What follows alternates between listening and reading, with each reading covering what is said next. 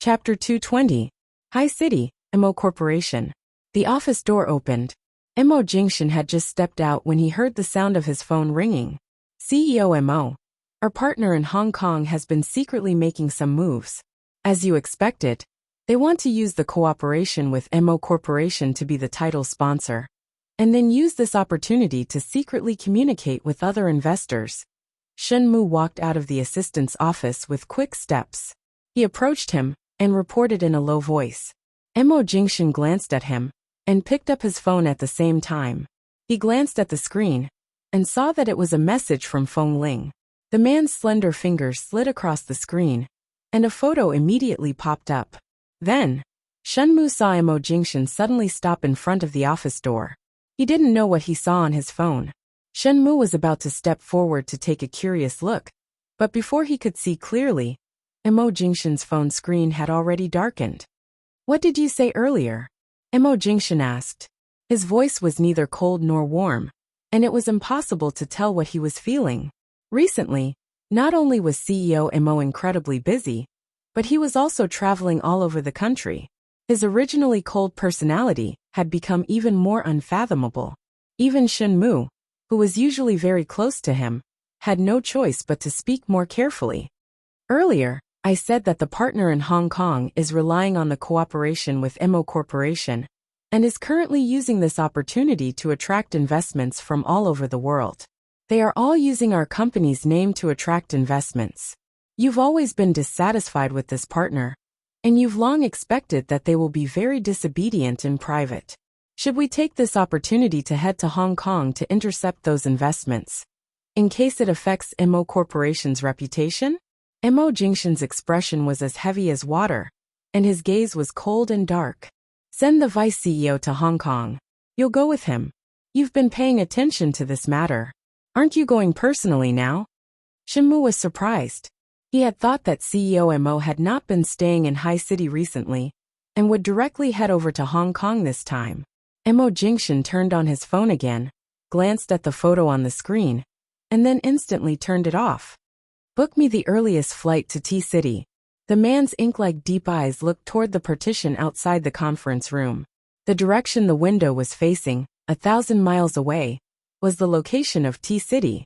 In the condominium in T-City, Feng Ling took a can of drink from the fridge and handed it to Jin Wan.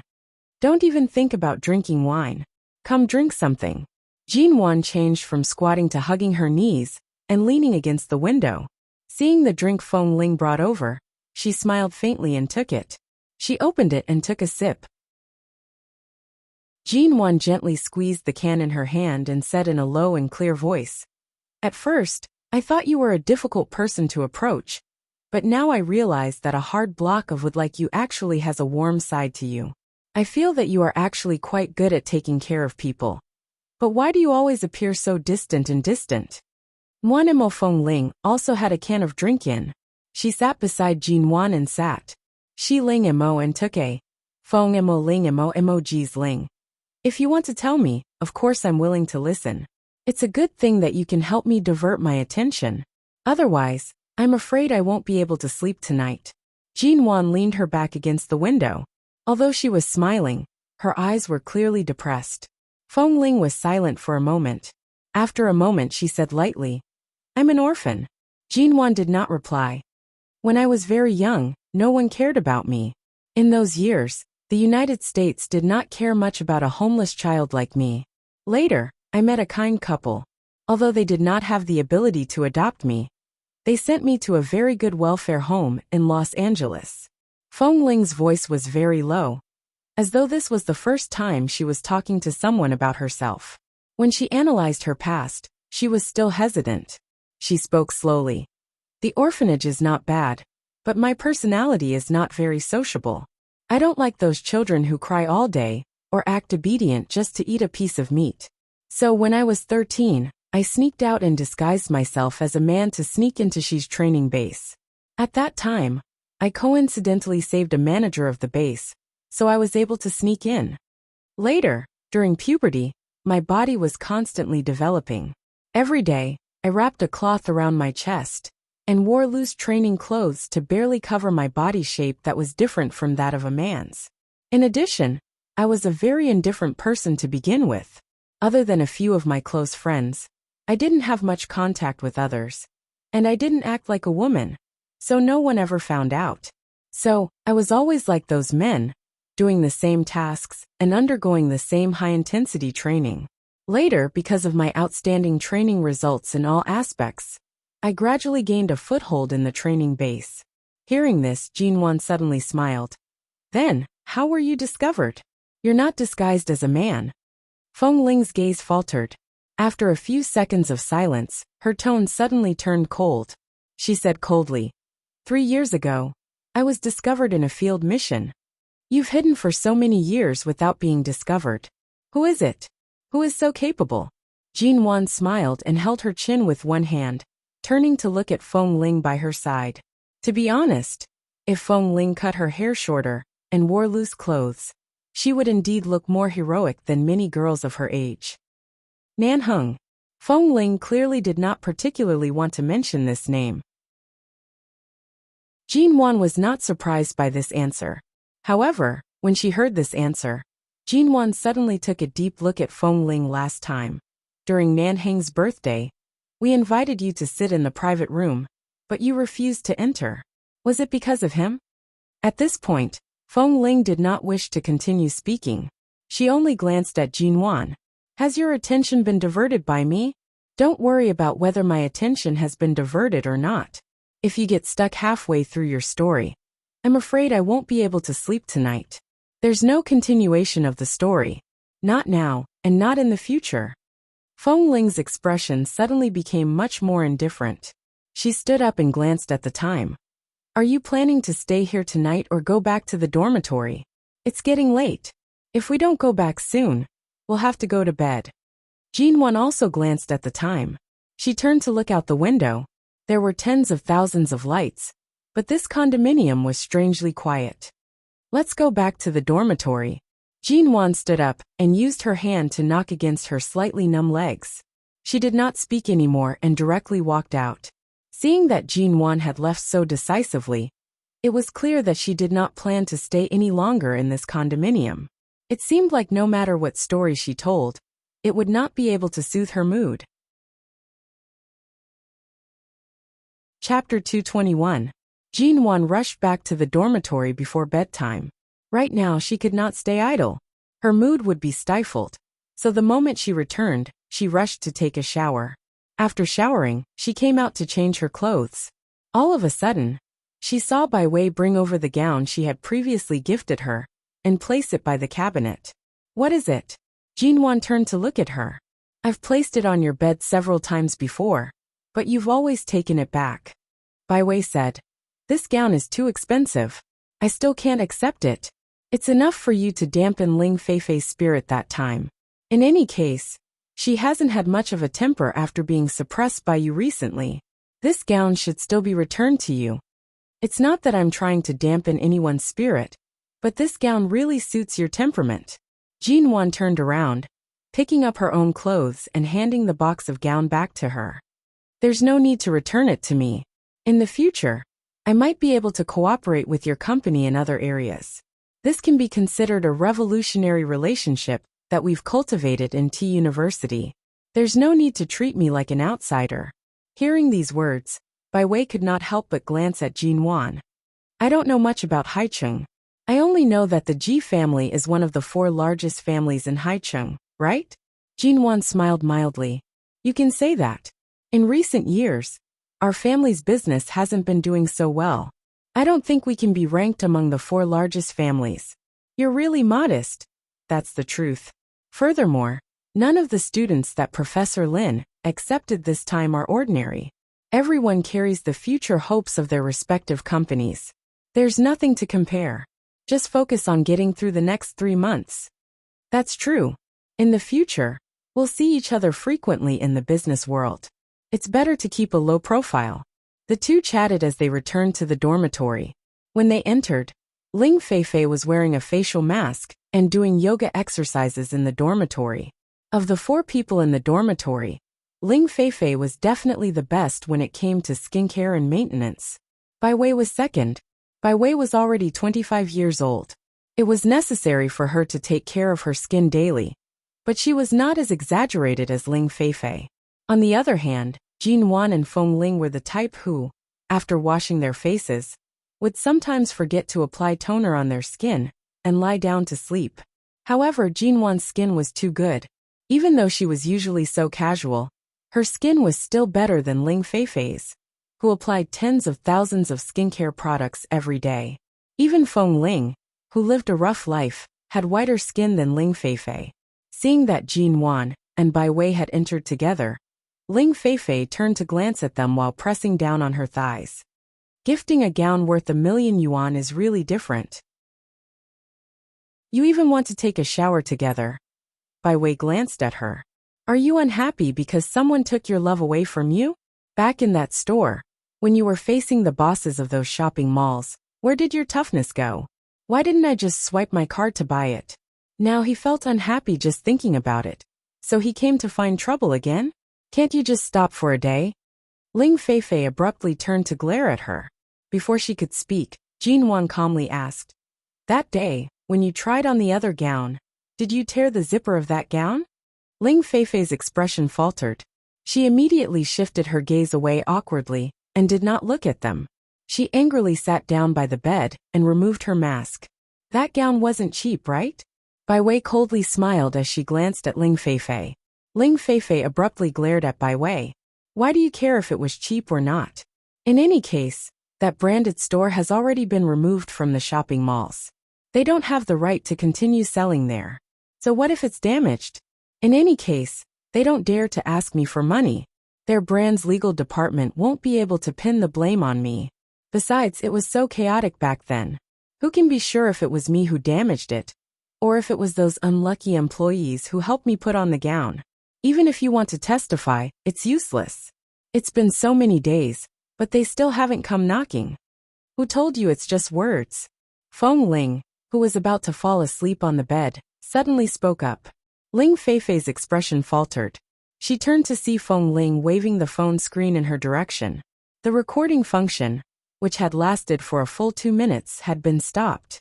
In other words, everything Ling Feifei had said earlier had been recorded. What are you doing? Hurry and delete it. Ling Feifei panicked.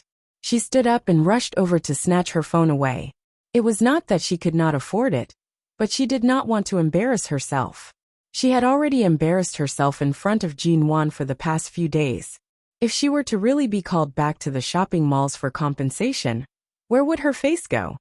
Feng Ling casually tossed the phone onto the bed. Her gaze was indifferent as she glanced at Ling Feifei, who was pouncing over. She sat up and casually snapped her hands together. The crisp sound of bones crisscrossing could be heard. Ling Feifei immediately stood stiffly by her bedside, not daring to move. Her hands froze in mid-air as she glared angrily at the indifferent and cold Feng Ling. Delete that recording. Otherwise, I'll go find Professor Lin tomorrow and tell him that you were recording in your dormitory. You're violating my right to freedom of speech. Go ahead. I don't mind showing the recording to the professor tomorrow.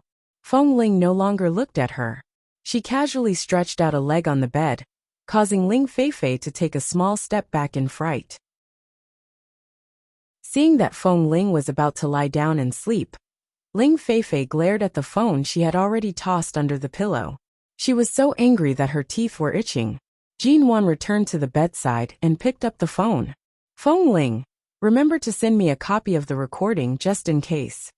Hearing this, Ling Feifei abruptly turned to glare at Jin Wan. Before she could scold her, Bai Wei also spoke up. Send me a copy as well. Ling Feifei abruptly exploded in anger. She casually grabbed a mirror from the bedside table and smashed it harshly onto the ground. In less than a minute, the dormitory management auntie rushed to the door and knocked, scolding. What time is it? Who caused such a huge commotion? Ling Feifei. The next day, Ling Feifei was still angry. She took the opportunity when Jin Wan went to fetch some hot water in the morning to hand over her own water bottle. Since you're going anyway, isn't your other hand empty? Help me fetch a bottle as well. Ling Feifei's attitude was arrogant and bossy. In any case, she was unwilling to be suppressed by Jin Wan's aura. Jin Wan did not even look at her, and had already left. Ling Feifei abruptly stood up, and was about to force her own water bottle into Jin Wan's hand. However, the moment she stood up, Feng Ling, who was passing by, kicked the empty water bottle in her hand onto the ground. "Ah, what are you doing?" Ling Feifei saw that Jin Wan had already left without looking back. She then glanced at the broken water bottle on the ground and abruptly raised her eyes to glare at Feng Ling. "If you want to drink water, pour it yourself. If you want to fetch water, go fetch it yourself. Who are you hoping to serve you?" After kicking her, Feng Ling turned and sat down, her tone cold and disdainful. "What are you doing? You've been protecting Jin Wan ever since you came here. Don't tell me you're the bodyguard she hired. You won't let her do anything." Ling Feifei was angry. She really could not stay in this dormitory any longer. "You're right. I'm her bodyguard." Feng Ling narrowed her eyes and sneered. Chapter 222. The next afternoon, there were many cars parked outside T University. None of them looked simple. The students were whispering among themselves, saying that the 2-century-old libraries in T University were about to be renovated. The person who came today was the CEO of a well-known company in the country. He was going to invest in the renovation of T University's library. In the past, investors like this would eventually become honorary principals. This time was likely no exception. If the investment was successful, he would definitely become an honorary principal. After all, T University's library had a history of close to 100 years. Regardless of whether it was tens of millions or hundreds of millions of books, or the ancient building, if it needed to be renovated, it would require a huge investment. This was not something an ordinary company could afford. "Hey, have you guys heard? The person who's going to renovate T University's library seems to be from High City." High City? High City is one of the top cities in the country. There are indeed many rich people there. Many well-known corporations in the country have their headquarters in High City. It's no surprise that the other party has such a strong financial strength. Indeed, I wonder which company's CEO is it. Renovating T University's century-old library is a feat that can be recorded in history.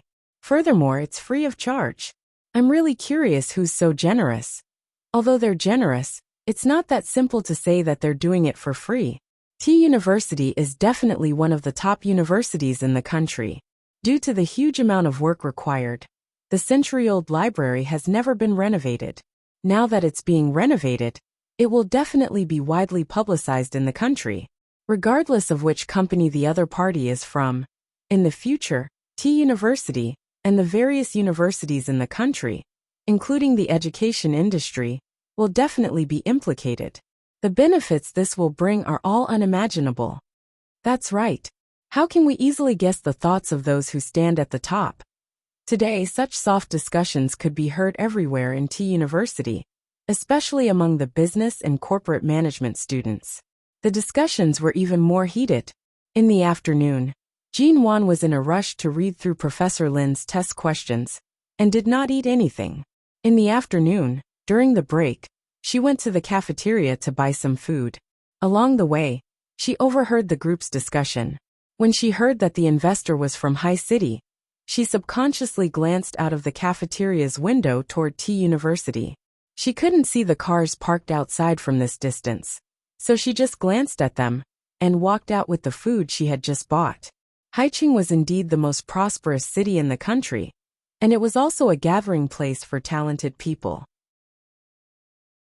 There were many famous and wealthy groups there, and T-City was also an educational institution on par with Peking University and Tsinghua University in the country. It was not impossible for a big shot from an investment group to suddenly have an interest in the education industry. In the evening, the day's classes ended. Bai Wei said that she had a friend she had worked with in the past to meet, and invited the two of them out to relax. The three of them brought their books back to the dormitory and changed their clothes. Just as they were about to leave, Ling Feifei suddenly ran in. After entering the room, she began to search for clothes and hurriedly searched for various skincare products and cosmetics. It was as though she was in a hurry to go on a date or meet someone important. "Why are you all looking at me?" As Ling Feifei swiftly powdered her face, she glanced at them from the corner of her eyes. "You've also returned to change?" Did she also want to have a chance encounter with President Mo? Usually, all of you don't look like much, but when it comes to it, all of you are even faster than me. When Jinwan and Feng Ling heard the words President Mo, their expressions changed slightly. However, Bai Wei looked at Ling Feifei as though she was crazy. What President Mo? What chance encounter? It's cold tonight. We just came back to change our jackets before heading out. Ling Feifei clearly did not believe Bai Wei's words. Who are you trying to fool? Based on your abilities, you should have already heard that the library's investor is High City's Mo Corporation. The president of Mo Corporation is personally visiting our T University. Many of the girls who boast about their beauty have returned after class to change and put on makeup, hoping to catch a glimpse of President Mo before he leaves. That's the Mo Corporation we're talking about. If we can have a romantic encounter with President Mo, if we can sit in his car, or even have dinner together, just thinking about it makes me excited. Bai Wei was stunned. Of course, she had heard of the Mo Corporation. Her company had applied to work with the Mo Corporation several times, but all of them had been rejected. This company was an unreachable planet to many corporations in the country. Although the Mo Corporation had many partners in the country and had many subsidiary companies, the Mo Corporation's main focus was not on T City. Furthermore, they did not have much contact with the education industry. Why would they suddenly invest so much money to rebuild T University's library? Although this would bring about many profitable paths for the education industry, with the Mo Corporation's solid strength and the Mo family's foundation, the education industry in the country could not compare to the Mo Corporation's original investment prospects. Why would they suddenly involve themselves in this area? Bai Wei was still in a daze when she suddenly heard a pung sound from the dormitory door. She turned to see that for some reason, Jinwan had suddenly walked out with quick steps. Jinwan! Bai Wei thought that something had happened and rushed to open the door to look outside. She saw that Jinwan was walking quickly without turning back, as though she had something urgent to attend to. She's. Feng Ling's expression was calm and indifferent as she walked out. She calmly said, I'll go take a look. Jinwan walked out of the dormitory and headed straight for the school building. Those few words kept repeating in her mind. COMO COMO COMO. Usually, whenever there were meetings or important matters, they would be held at the top floor of the school building. Jinwan's footsteps were fast. Even Feng Ling took a long time to catch up to her. The school building had over 10 floors. The elevator at the end of the corridor did not allow students to use it without permission. Jinwan took the stairs step by step and finally reached the top floor. She turned to see that the lights in the principal's conference room were indeed lit. Your T University students? Who allowed you to come to the school's office? Don't you know that students are forbidden from entering this floor? T University's dean walked out from the office by the side. When he saw Jinwan and Feng Ling, he immediately furrowed his brows and reprimanded them in dissatisfaction. However, Jinwan's gaze was directed toward the principal's conference room. What are you looking at? Why aren't you going down? The dean urged with a cold expression. The door to the conference room was tightly shut. Only the light from inside could be seen. May I ask when the meeting inside will end? Although the dean's attitude was not good, Jinwan still tried her best to ask politely.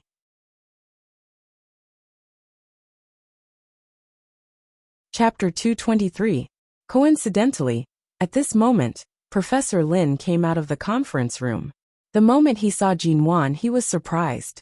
Jinwan, why are you here? Jinwan looked back and saw Professor Lin hurriedly coming towards her. Just in time. I was planning to go back to my office to get the materials for the business management and business management courses. The school leaders and investors are going to inspect our department. Help me get them. The materials are all on my desk.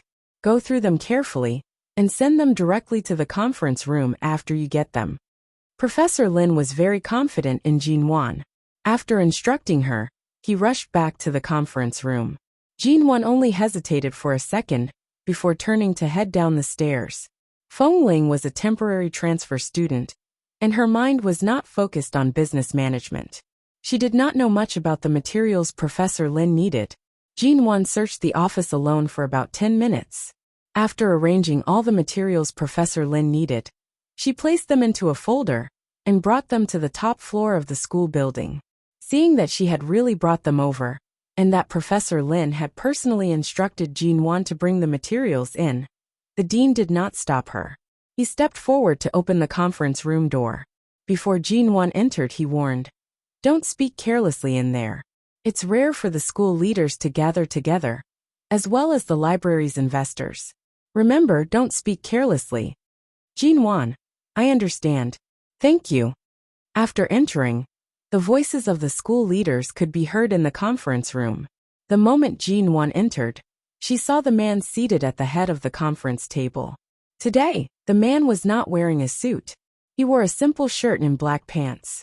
His 1.88-meter tall figure was extremely eye-catching as he sat there quietly. His aura was quiet and reserved, and he appeared distant. In terms of looks, figure, and even the calm and indifferent aura he exuded, even the school leaders and principals present, as well as those who were used to standing on high ground, were silently crushed by him. He was like a silent and disdainful person. That cold and slight smile clearly hid a clear alienation and indifference. Jinwan looked at this man whom she had always been familiar with, but at this moment, he suddenly seemed like a stranger. Her heart was instantly stung by bees. She was too used to Mo Jingshan's doting and giving in to her. This Mo Jingshan, who caused her to feel distant, really did seem a little unfamiliar. "President Mo, this is the scope of our T University's cooperation with various major educational institutions in the country in recent years. This includes the education industry." The school leaders were standing in front of a huge screen and pointing at a PowerPoint presentation, detailing the various indicators of T University. The school leaders, who were used to domineering in front of the students, were now looking at the man sitting at the head of the conference table with sparkling eyes. Not only did T University's century-old library need to be rebuilt, but there were also various areas and channels related to the education industry that they hoped would be seen by local businessmen. Right now, they really wanted to seize the opportunity to cooperate with the Mo Corporation in the education industry, so they had to use all their means to attract the attention of investors. The ongoing meeting did not stop because of Jinwan's appearance. The school leader only glanced at Jinwan. When he saw Professor Lin stand up and signal for Jinwan to come over, he understood her intentions. The meeting continued without a pause. "Jinwan, come here." Professor Lin was a special professor at T University. He sat in the middle of the left side of the conference table, about 7 to 8 meters away from the head of the conference table. He beckoned Jinwan over. Jinwan brought the materials in her hands to Professor Lin. When she handed the folder to him, Professor Lin flipped through it and nodded in praise. He then turned back to look at her approvingly. "Not bad. As expected, you're the most diligent in your studies. You brought all of my materials here, without missing a single page. If it were someone else, who knows how many pages they would have missed." Jinwan felt that her mission was over. She used her gaze to ask the professor if she should leave now. Professor Lin did not reply. At this moment, the school leader happened to be speaking to him. He turned his head and entered the meeting state, not saying whether Jinwan should leave or not. Jinwan stood behind the professor. She raised her eyes and looked toward the head of the conference table. Ever since she entered, Mo Jingshan had only glanced at her once. It was a very ordinary glance, and he had not shifted his gaze toward her since. When she glanced toward him again, she saw that Mo Jingshan was currently reading a T University file that the school leader had eagerly handed to him. He was calmly flipping through it. His calm and indifferent attitude quickly made Jinwan realize that his attention was not placed on her. This man was really cold, unlike Jinwan. Although she appeared calm on the surface, her heart felt as though it had been scratched by a cat. It was painful, itchy, and stinging. Unfortunately, the person she was facing was a man who was much more skilled than her. As though sensing her gaze, Mo Jingshan only took a few glances before placing the file down. His indifferent gaze finally landed on her. The moment their eyes met, Jinwan's footsteps, which were about to leave the conference room, paused. She was not very clear about MO Corporation's plans for this year. Perhaps MO Jingshan's appearance at T University and his involvement in the education industry was part of their company's original plan. He had not bothered with her for a month. It couldn't be that his sudden appearance here was because of her. Back then, she had indeed said something she should not have. Her distrust had crossed his bottom line. But it had been an entire month. What exactly had he been doing this entire month? After not seeing her for a month, this man's posture was really at ease. Professor Lin's student came in to deliver the documents. If you're done, then leave. Seeing that Jean Wan was still standing there, and that CEO Mo's attention seemed to be attracted by her, the principal suddenly spoke up, urging her to leave quickly. At this moment, Professor Lin also turned back to nod his thanks at Jean Wan, indicating with his eyes that she could leave first. Jean Wan silently nodded. From start to finish, she did not say a single word. She turned and walked out. Behind her, a school leader's voice came. That's right, CEO Mo. You previously mentioned that the reason you invested in T University's century-old library was because there is someone very important to you here. Regardless of whether it is to you or to that person, this is truly a matter of great virtue. I wonder who exactly is it that you value so highly, COMO? The author's words.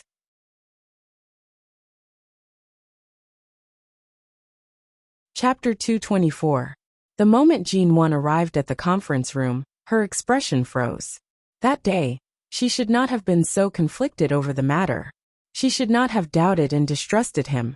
At that time, she really wanted to ask if she had left any traces on this blank piece of paper.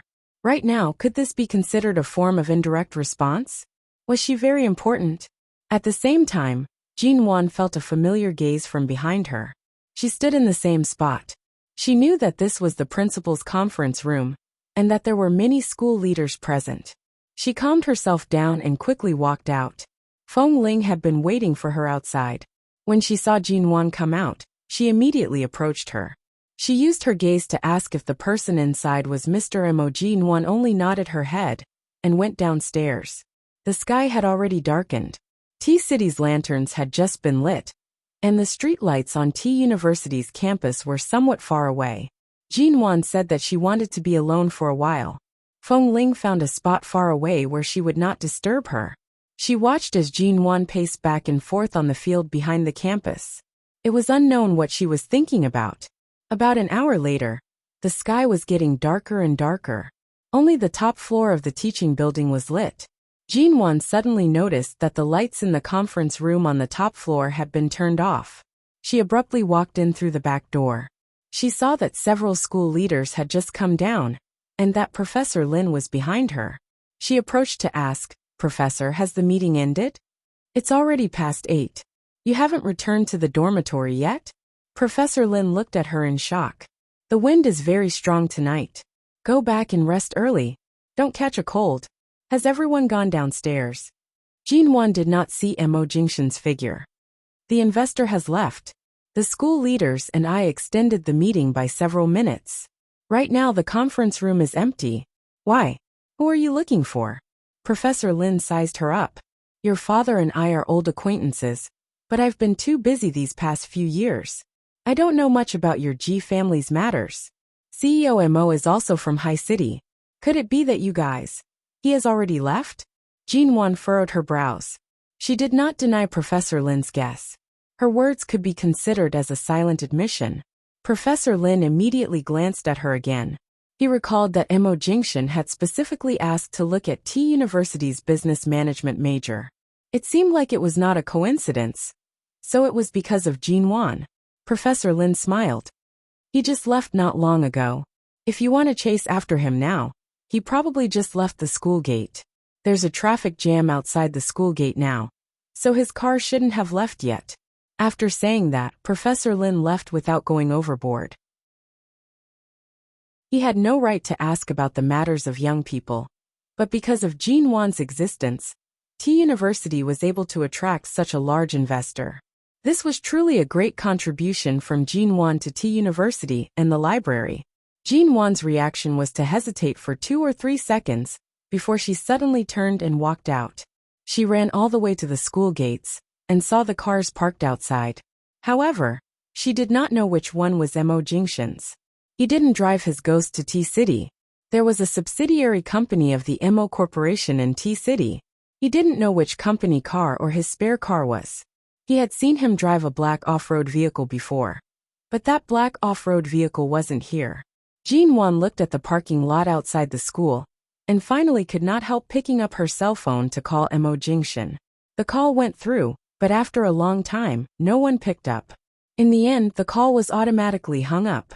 After a long time, Jean Wan did not hear any of the nearby cars ringing. In other words, Mo Jingshan had already left. He left just like that.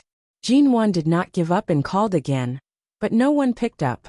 She abruptly gripped her cell phone tightly in her palm, glaring at each car in the parking lot. Very good, Mo Jingshan, your temper is really bad.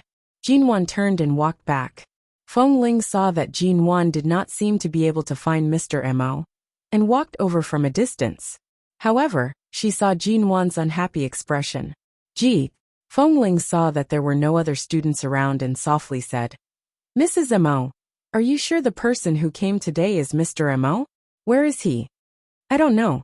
Hearing Jean Wan's resentful tone, Feng Ling Bai Wei went out alone tonight and met up with several friends she had interacted with in the workplace. When she returned, she was in a good mood and brought a few cans of beer with her. She knew that Jean Wan did not drink, so she originally planned to drink with her. However, for the first time ever, Jean Wan took 2 cans of beer from her bed. She sat down and began to drink, as though she was competing with the beer. What's wrong with her? Bai Wei was astonished. She turned to look at Feng Ling in confusion. Feng Ling calmly replied, she's probably angered. Who has the ability to anger her to this extent? Also, didn't she say that she can't drink? Should we try to persuade her? Forget it. Let her drink. After drinking, she can have a good sleep in the dormitory. There's no point in stopping her now. Feng Ling glanced at Jean Wan. If she really wanted to drink right now, she could understand her feelings. As long as she did not step out of the dormitory tonight, she could drink however she wanted. Bai Wei saw that Jean Wan had already finished the 2 cans of beer and turned to look at the other 2 cans in her bag. Aren't you guys going to drink? Jean Wan's alcohol tolerance was not very good. She had only drunk 2 cans of beer with a low alcohol content, but her eyes were already slightly red. I bought the alcohol on the way. I only bought 4 cans. If you really want to drink to your heart's content, why don't we go to the bar opposite T University to drink together? Bai Wei saw that Ling Feifei was not around tonight. It was a rare opportunity for the 3 of them to drink and chat together. She directly suggested, that bar's management is not bad. There aren't any messy people. There are only 2 resident singers who sing all sorts of sad love songs. I've been there twice. Their singing is not bad, and the environment is good. There's also a wide variety of alcohol. All right, let's go. Jean Wan picked up the 3rd can of beer, opening it as she spoke. Seeing that Jean Wan's mood was clearly heightened due to the alcohol, Feng Ling directly said, No, it's already past 9. Let's just drink a few cans in the dormitory. After drinking, we'll sleep. However, Jean Wan appeared as though she did not hear Feng Ling's words. She had already picked up her coat and put it on. She then sat by the bed to change her shoes. As she tied her shoelaces, she said, Let's go. My treat. As she spoke, she glanced at Feng Ling, who clearly did not intend to let her go. Let's go together. You'll follow me. What are you afraid of? How could Feng Ling be afraid? If Jean Wan really wanted to go out, nothing would happen if she followed Jean Wan. Furthermore, in the past month, she did not know what Mr. Mo had done to the Su family in America. They had quietened down and would likely not extend their hands to Jean Wan. What Feng Ling was worried about was not Jean Wan's safety, but that Jean Wan had already drunk alcohol. If Mr. Mo was nearby and did not leave, if Mr. Mo knew that Jean Wan had drunk alcohol.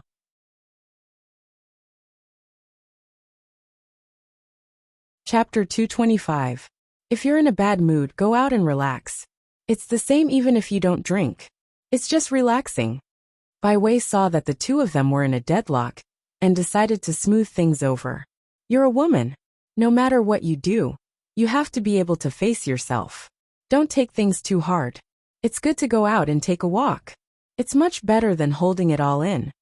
Jinwan lowered her head and tied her shoelaces. She did not speak, but it was clear that she was indeed holding it in. Feng Ling's relationship with Jinwan was likely getting closer and closer. There were many things that she could empathize with. Even though she remembered CEO Mo's instructions, she truly felt that Jinwan's current mood needed to be released. She had indeed held it in for a month. Today it could be said that her emotions had been triggered. Then go. I'll accompany you. You mustn't drink anymore.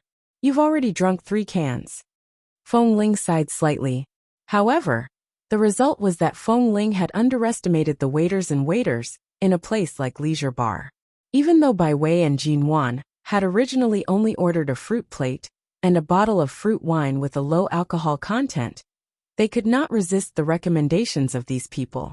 In the end, they bought several bottles of wine that were said to be fruit-flavored. 1 red and 1 blue. Although they appeared to be fruit-flavored wines, the alcohol content was not particularly low. The result of mixing several types of wine together was easy to imagine. With Jinwan's alcohol tolerance, in less than an hour, she closed her eyes and leaned against the sofa unmoving. Feng Ling went to support her.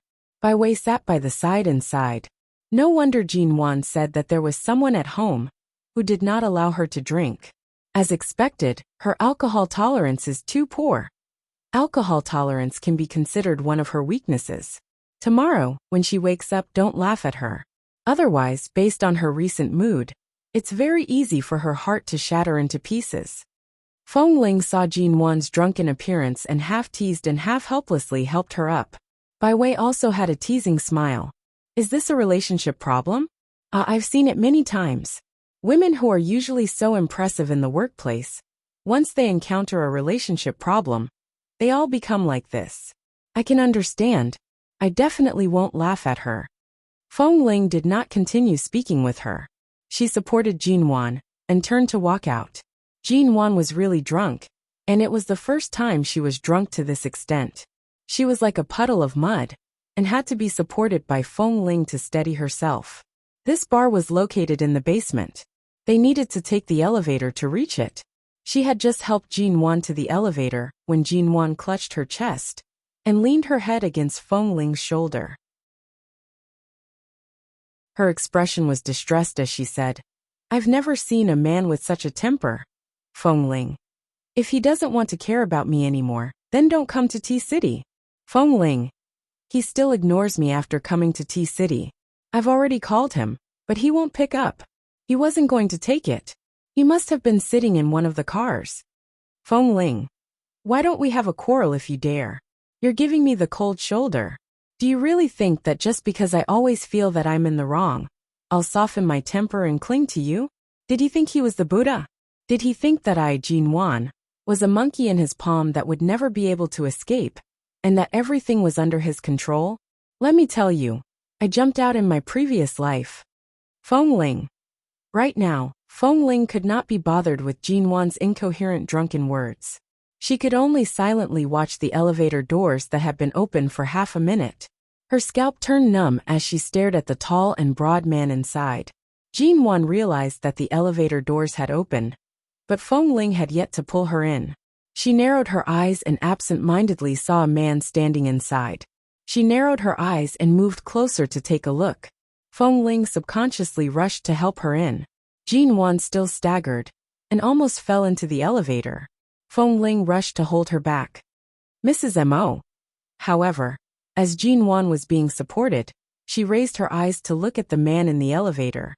From this distance, the man in front of her was truly handsome to the point of causing one's hair to stand on end. Did she really drink too much? The man who previously refused to talk to her, refused to see her, and refused to pick up her calls seemed to be standing right in front of her. Jinwan looked at the man in front of her, who was as tall as a jade tree. His eyes were cold, his nose was high, and his face was so handsome that it was like the work of the gods. His lower body was still clad in black trousers, which were long and slender. He wore a pure white shirt that was not fully buttoned, revealing his collarbone. He was sexy and exuded an aura of abstinence, causing one to be mesmerized. He just stood there cold, noble, and distant. As Jin Wan continued to stare at him drunkenly, the man just coldly lifted his eyelids, lightly swept his gaze over the coat Jin Wan was wearing, and finally stopped on her face. His gaze was unreasonably calm, deep and calm. He just stared at her. Jin Wan's coat was put on by Feng Ling when she pulled her up from the sofa. Right now it looked a little messy. Her hair was also loose and tangled around her neck, making her skin look fairer and more delicate. Her cheeks were also much redder from the alcohol. Mr. Mo Feng Ling supported Jin Wan with some awkwardness. She did not expect that after accompanying Jin Wan to indulge for the first time, she would be caught by Mo Jingshan. It seemed like Mo Jingshan had always been watching Jin Wan's every move. In this month, no matter where Jin Wan was, or what she was doing, even if Feng Ling did not report it, he would still know. The man coldly stood in the elevator and did not speak. Mrs. Mo's feelings have been suppressed for a month. Today, you finally came, but your attitude dug out all the pain in her heart. About her drinking today, Feng Ling was explaining when Jin Wan suddenly turned to look at Feng Ling. She tilted her head and looked at her, saying unhappily, "Feng Ling, why don't you pretend to be a man again?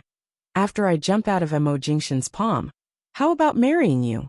Anyway, you're so handsome and skilled. Why don't we make do with each other?" Feng Ling.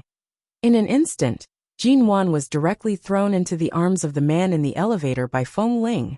Her feet were unsteady, and her nose bumped against the man's chest. She immediately frowned in pain, and raised her hand to tug at the man's clothes. She grabbed the corner of his clothes with both hands, and struggled to stand firm. Then she raised her hand to rub her nose and turned to look at Feng Ling. "Feng Ling, why did you push me?" Feng Ling looked at Jin Wan, who was now really drunk and unconscious, and her back tightened because of Mo Jingshan's displeased and cold eyes. She lowered her voice and said, "Mrs. Mo, if you're drunk, quickly close your eyes and sleep. Don't talk."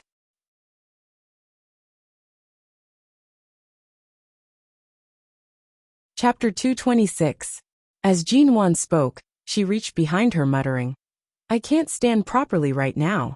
Feng Ling, come and support me. It's not good to keep leaning on someone else."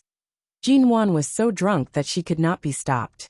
What did she mean by someone else? Right now she was leaning on her husband, Mo Jingshan. But right now, she was seriously drunk.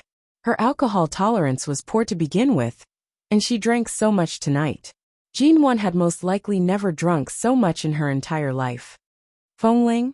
Seeing that Feng Ling did not speak, Jin Wan could only prop herself up and turn around to pull her up. The moment she turned around, she could not stand properly. Her legs weakened, and she fell to the side, knocking into the man beside her. Almost at the same time, her waist was held down by the man's arm. In an instant, his breath entered Jin Wan's nose. It was a clear and clean scent that she was familiar with. She barely managed to hold onto his clothes. She lowered her head to look at his elegant white shirt and well-ironed trousers. She muttered, "Sorry. I drank too much. I couldn't stand properly." As she spoke, she tried to move away from his embrace. However, the man did not let go. His cold eyes stared at her. He watched her drunken little face, and pressed her firmly into his embrace. "Sir, I'm very sorry." Jin Wan thought that she had hurt him, and that was why he did not let go of her. She quickly apologized. After speaking, she turned to speak to Feng Ling. "Feng Ling, did you not drink tonight? Let's head back to the dormitory. Why isn't Bai Wei with us? Did she fall asleep on the sofa?" Feng Ling thought in her heart, "You should worry about yourself first. Bai Wei isn't drunk. She'll be back in a while." Feng Ling replied to prevent Jin Wan from persistently asking. Jin Wan nodded. She did not notice when the elevator doors closed. When the elevator doors opened again, she saw that Feng Ling had suddenly turned around to leave. She actually had no intention of accompanying her back.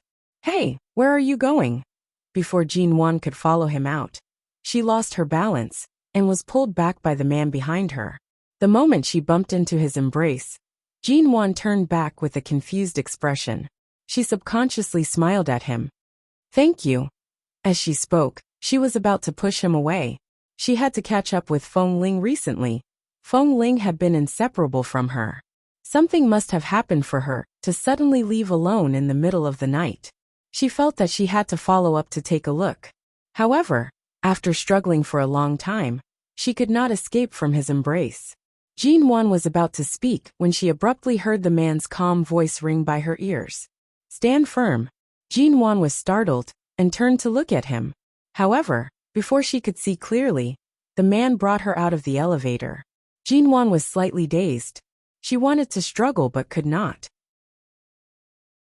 She could only think that this person was too similar to Emo Jingxian.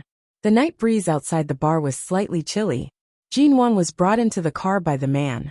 Her head leaned against the car window weakly. The car door was already locked. She struggled futilely against the window, muttering softly, "I'm telling you, kidnapping is against the law. Hurry and let me out of the car. Or else my Feng Ling won't let you off." The man did not speak and had already started the car. Jean Wan's eyes were half closed. Her head hurt and she wanted to sleep. However, she was afraid that she would be kidnapped again. She tried her best to maintain a sliver of consciousness, to pay attention to the environment outside the car. However, her vision was blurry, and she could not see anything clearly. It was only when the car stopped at the condominium, near T University, that she looked out in astonishment.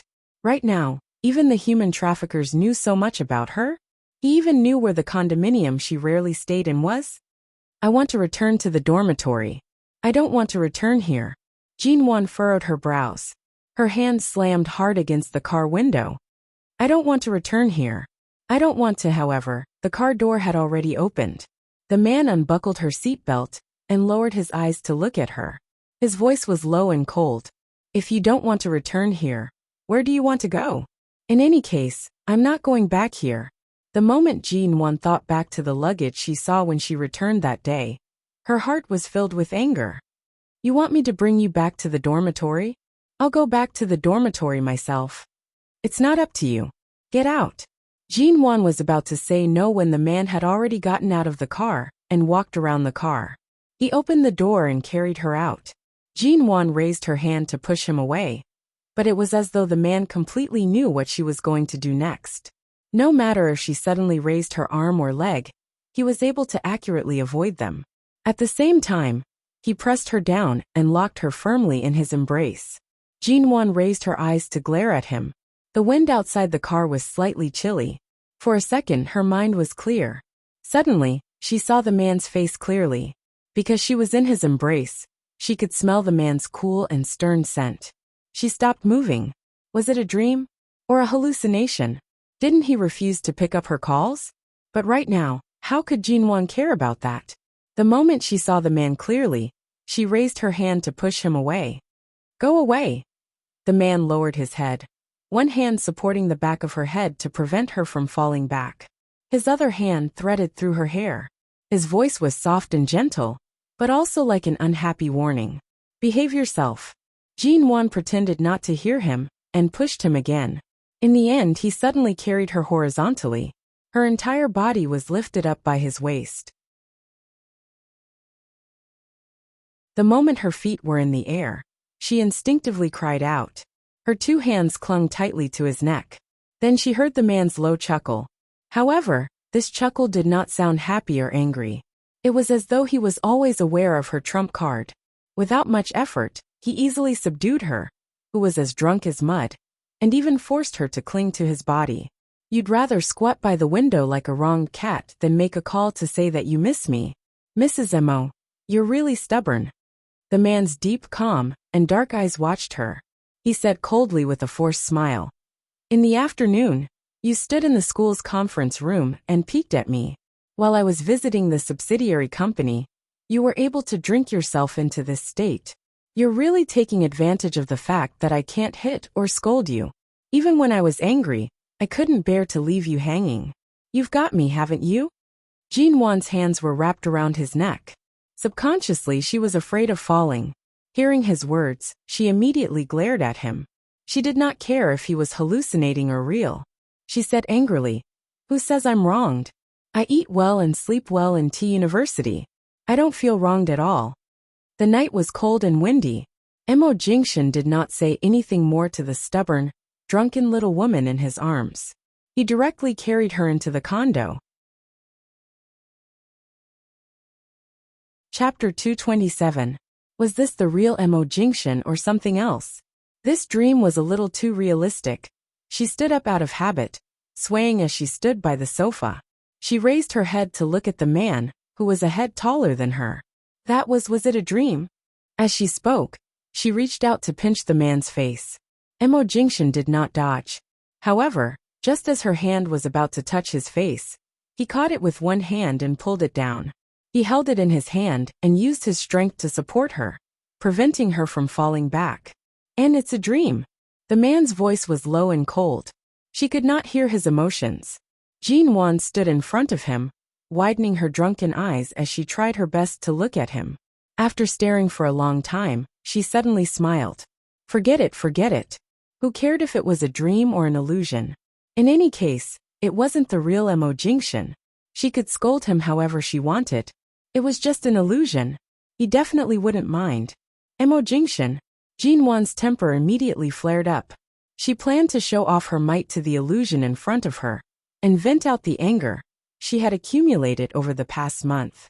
She suddenly pointed at his nose, raising her drunken little face and misty eyes to glare at him. You tortoise bastard! The man's handsome brows rose slightly. You know how to scold people? What do you mean I know how to scold people?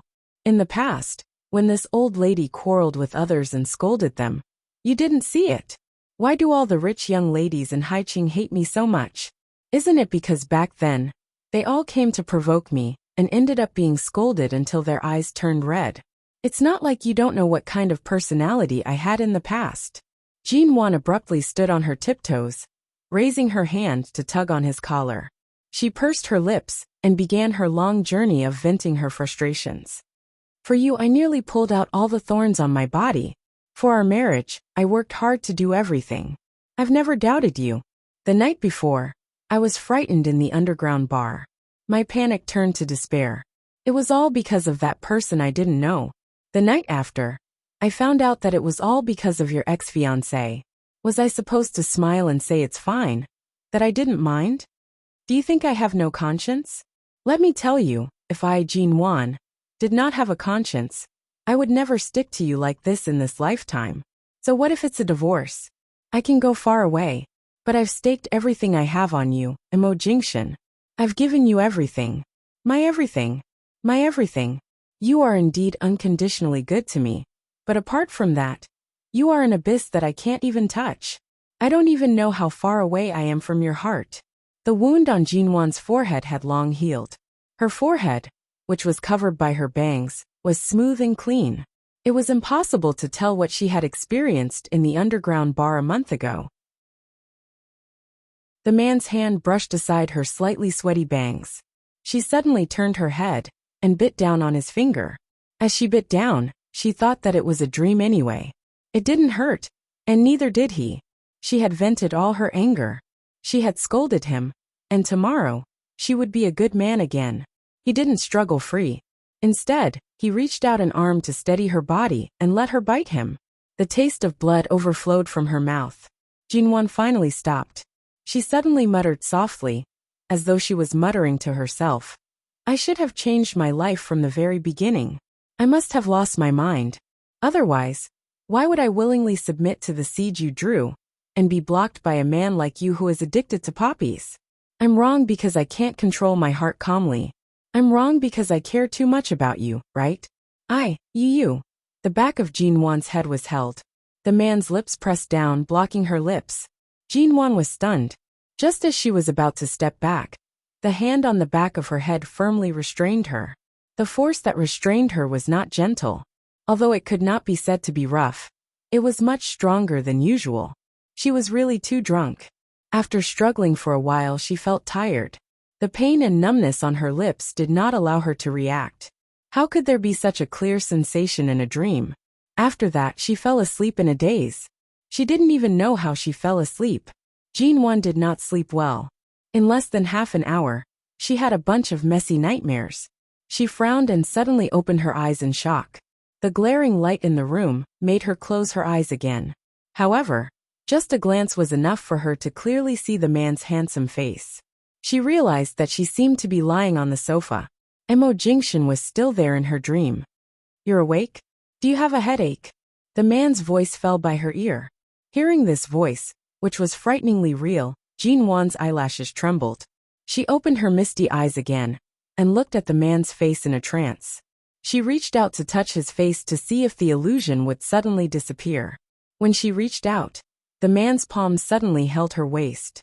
Jin Wan was brought to sit on his lap. She pressed her head against his shoulder. She tried to sit up, but her head still drooped little by little on his shoulder.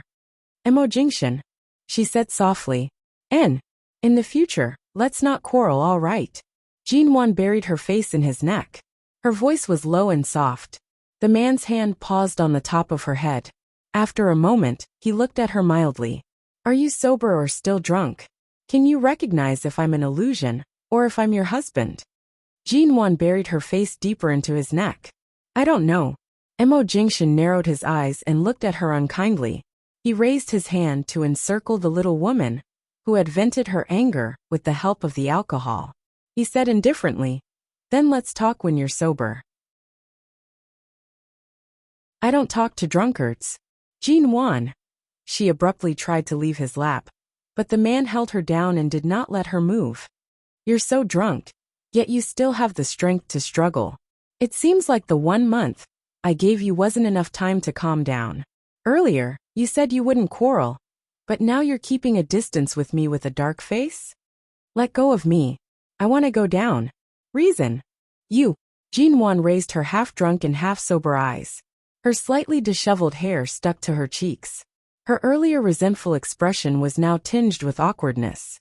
Her lips moved twice before she spat out a few stiff words. "You stared at me." As she spoke, she tried to shift her butt on his lap. Mo Jingshan lowered his head to look at the woman's face in his arms. His eyes were as deep as the ocean in the silent night. His soft kisses landed on her soft hair. "We haven't seen each other for more than a month. If you move around again, it won't be as simple as hurting you. Dash. Chapter 228.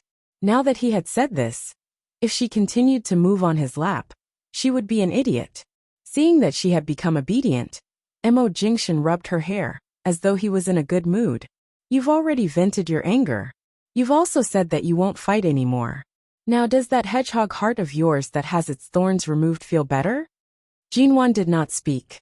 Her entire body's senses were focused on the area below her. She was clearly not moving, but why was it still becoming more and more uncomfortable? "Little heartless, you still know that I'm angry at you for being heartless. Yet, you're using your drunkenness to shout so much at me.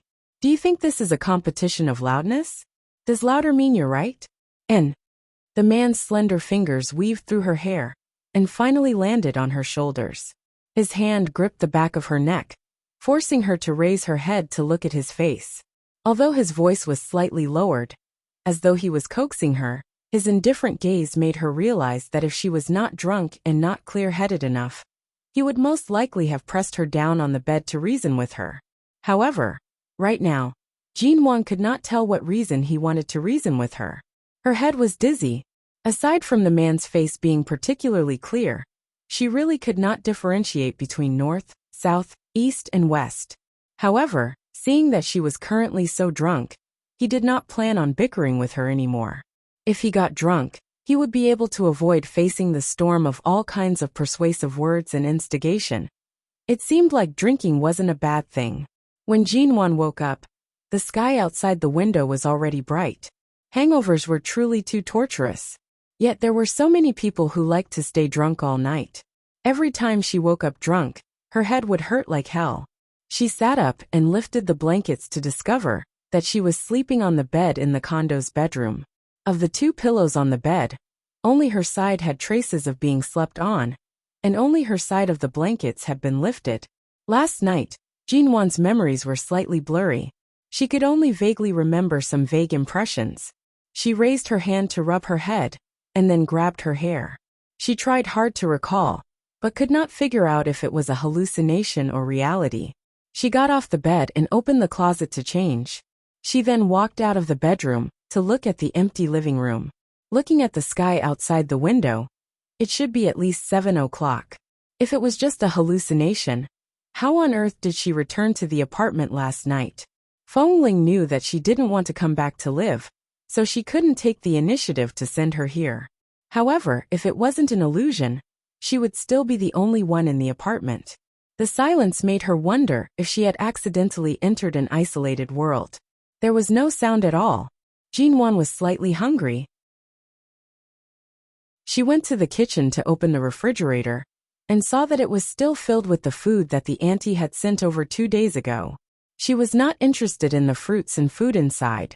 She took out a bottle of yogurt, closed the refrigerator door, opened the lid, and walked out expressionlessly. When he walked back to the sofa in the living room, he suddenly stopped and saw a glass cup on the coffee table. He walked over and picked up the cup. There was still half a cup of water in it. He brought it to his nose and sniffed it. It was the smell of hangover tea. She turned to look at the shirt on the sofa. It was the white shirt that the man had changed out of before he left. It looked very clean, but when she picked it up and took a careful sniff, she could still smell the scent of alcohol on it, as well as the refreshing morning scent that only Mo Jingshan had. It was Mo Jingshan's shirt. It was also the half cup of hangover tea that Mo Jingshan had fed her before she went to bed. When she turned back, she saw that there was an extra pair of indoor slippers by the door. They were gray. The auntie had previously tidied them up, but Mo Jingshan had skillfully taken them out and put them on. Another pair of pink indoor slippers was currently being worn by her feet. Some of her drunken memories resurfaced bit by bit. Jinwan abruptly turned around and walked around the apartment. Although the apartment was as quiet and empty as ever, and it was indeed too big for her to live alone, she saw that there was an extra set of men's razors and a mint-flavored bottle of aftershave in the bathroom. After walking around, Jinwan returned and sat on the sofa. She leaned back and rested her head on the back of the sofa, lost in thought. So what happened last night was real. What did she say to Mo Jingshan last night? She even seemed to have tugged on his collar and angrily scolded him. What exactly did she scold? He had left traces of himself in this apartment. Did this mean that he was really not going to hold it against her anymore? But he was not around this early in the morning. It couldn't be that she had scolded him too much last night and angered him away, right? Jinwan pressed her forehead, her eyes staring at the half cup of hangover tea on the coffee table. After thinking for a moment, she suddenly picked up her phone to take a look. There was no call or message. By the time Jinwan left the apartment, it was already past 8 o'clock. Professor Lin's daily class started at 8 o'clock. It was already late, and she did not have the time to buy breakfast. She headed straight for Tea University. When she rushed to the classroom, Professor Lin was in the middle of teaching. He only glanced at her and did not ask anything, indicating for her to quickly sit down. Usually, Professor Lin was very strict with these hedonistic young masters. No one was allowed to be late. If they were late more than 3 times, they could forget about staying here. However, today, he did not say anything and actually allowed Jinwan to sit down. You were so drunk last night. I thought you would sleep the entire day. Bai Wei said softly by the side when Jinwan sat down. If she did not mention this, Jinwan would have forgotten that she went out to drink with Bai Wei last night. Afterward, she was so drunk that she almost fainted. It seemed like it was Feng Ling who came to support her. What happened after that? It couldn't be that she was caught by Mo Jingshan in the act while she was still in that bar, could it? I drank the hangover tea last night and sobered up a little. My biological clock is very punctual. I wake up when it's time. Jinwan did not explain further and calmly replied. Didn't Feng Ling leave with you last night? The two of you didn't return to the dormitory yesterday. Now that you're here, where's Feng Ling? Jinwan glanced at the seat where Feng Ling usually sat. As expected, it was empty. Could it be that Feng Ling thought that she would be with Mo Jingshan for the past 2 days and did not continue following her? I don't know. I'll give her a call in a while to ask. Jinwan shifted her gaze away from the seat. Her heart was slightly hesitant. However, in her impression, Feng Ling always followed through with her actions. She was also very reliable.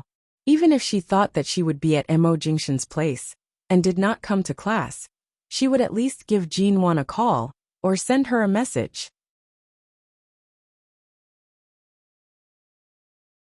Chapter 229. In the condo, Mo Jingshan looked at the shirt Jinwan had folded for him, the glass cup she had washed, and the shaver she had placed in the bathroom cabinet. The corners of his lips turned up slightly.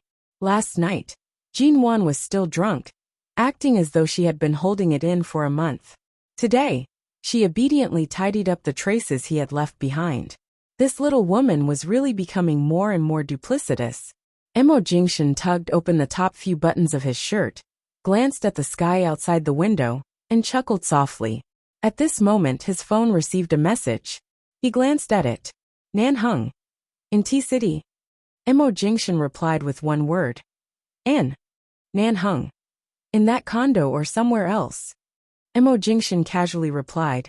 Condo. In less than half an hour, Nanheng drove over, directly knocking on the door and entering. Mo Jingshan looked at his travel-worn appearance. It was clear that he had driven across the province overnight. His entire person exuded a cold and dispirited aura. The moment he entered, he went inside to find water to drink. Why did you come in such a hurry? What's the matter? Mo Jingshan calmly glanced at her. After drinking a glass of water, Nanheng put down the glass in his hand, speaking. Back when Feng Ling completed a mission for 11 Base in America, she once intercepted several smuggled military vehicles belonging to the New York Mafia. Those people from the Mafia have been tracking her whereabouts for the past 2 years. My men found out that they have been making some movements in the country recently, and in the past 2 days, they have been moving toward T-City. I'm afraid Feng Ling's whereabouts have already been tracked. Mo Jingshan coldly raised his eyelids, watching him. It's all old grudges formed with 11 Base. It's related to the underground arms trade in New York and Los Angeles. Their target is Feng Ling, and it won't affect your woman. Nanheng rushed over overnight. He did not sleep the entire night. His expression was dark as he coughed. But for the next few days, it's best if Feng Ling doesn't follow Jinwan. If they find out that Jinwan is close to her, it won't be a good thing. Mo Jingshan's cold brows moved slightly. The New York Mafia's vengeance has always targeted a specific person. With their abilities, they won't be able to cause trouble in the country. They won't dare to implicate more people in the country's territory. Nanheng nodded. Feng Ling's matter is only related to the base mission she completed. It has nothing to do with what you did in the United States a few years ago. Keep an eye on Jinwan. I don't need your help here. I know what I'm doing. Be careful. Mo Jingshan said calmly. When the time is right, let's send those people who frequently set up obstacles in the United States to the next world. These years, they have also committed many evil deeds. When the time is right, we should personally send them on their way. After a moment of silence, Nanheng said, Did you return to America a few days ago? Mo Jingshan was expressionless. He only listened and did not respond. The news I got from the front line is that the old man of the Su family is very angry with you. What about it? Did the thing that happened to Jinwan a month ago really touch your bottom line? Nanheng's cold and seductive eyes contained a trace of mockery. I don't believe it if you say that Elder Su didn't have any agreement with your father back then. In the end, he thought that he had played a big game. But he didn't know that the manipulator behind the scenes had long been replaced by you. Back then, not only did you break off the engagement with his precious granddaughter, but you also restricted all aspects of the Su family. In the past 2 years he was also very dumbfounded. Even if the Su family's influence is widespread in the United States, they clearly do not intend to openly clash with you. I'm curious, what exactly did you do in America last month? That night, Elder Su was sent to the emergency room in a fit of anger. Thankfully, his life is very tough, and he returned after staying in the hospital for 4 days. But recently, the Su family seems to be closing the country to guard against death. Are you really going to kill his precious granddaughter to avenge Jinwan? Mo Jingshan's smile was calm, as though the manipulator behind the scenes like an executioner that Nanheng spoke of was not him. His tone was calm. I didn't do anything. I only let him see the pros and cons of the entire matter. If he plans to play a joke with the fate of the entire Su family, I naturally don't mind playing a joke with him. Nanheng raised his brows. He turned to look at the slightly empty apartment. It was clear that no one came here often. He chuckled. It's already been so long. Don't tell me that Jinwan is still angry? Mo Jingshan's gaze was cold. You can scram now. Nanheng glanced at the time. Right now was indeed not a good time to tease his brother. He had driven here through the night. Time was too tight. Mo Jingshan was an expert who did not shed a single drop of blood. From the beginning until now, aside from the fiancé who had only existed for a year, due to Mo Xiao's interference, he had not missed a single step. For him, perhaps only Jinwan, who had entered his life from the beginning and gradually rampaged in his life, was the only accident. Downstairs, several security guards on duty stood ramrod straight in front of the apartment. Nanheng walked over, took out his phone, and showed them a photo of a single person. This short-haired, tall, and skinny woman often comes and goes here. After last night, have you seen her? When the security guards saw the photo, they immediately recognized her as the person who often accompanied Miss G in and out of this apartment. 2 days ago, I saw her come back with Miss G, but not yesterday. I haven't seen her the entire day. Hearing these words, Nanheng's gaze turned cold. He took long strides, his expression cold as he walked out. The next day, Jinwan stayed at T University as usual. Yesterday, she did not receive any news from Feng Ling, nor did she pick up her calls.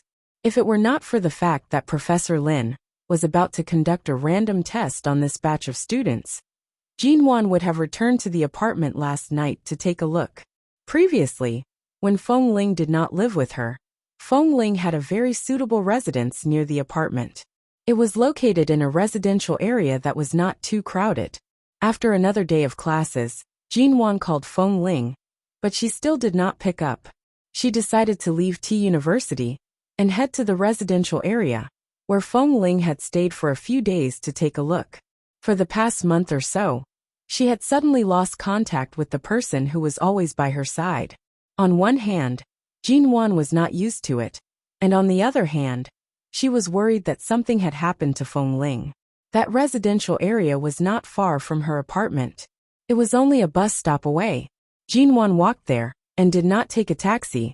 However, from this intersection to the residential area, she had to go around a row of buildings. In the middle, there was a small alley between the buildings. Feng Ling had once brought Jinwan through that alley.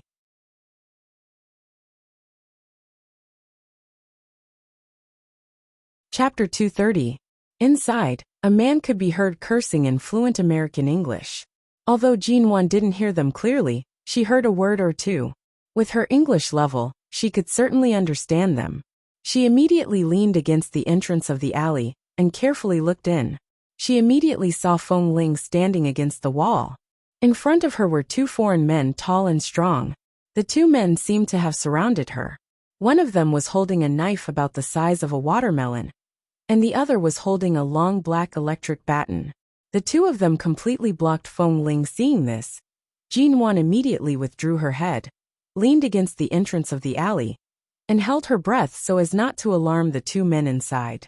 When she saw Feng Ling being blocked by the 2 men, although she seemed to be standing steadily against the wall, her clothes were untidy, her short hair was slightly messy, and there were some bloodstains on her face. She didn't know where she was cut or what happened. In short, she must have been injured. Feng Ling didn't seem to have any weapons in her hands. No matter how good she was at fighting, she couldn't gain the upper hand. No matter how she was blocked by the 2 foreign men, Feng Ling probably hadn't contacted her since yesterday. Something big must have happened. The 2 men continued to curse inside. After a few words, suddenly there was the sound of fighting. Jinwan listened for a while.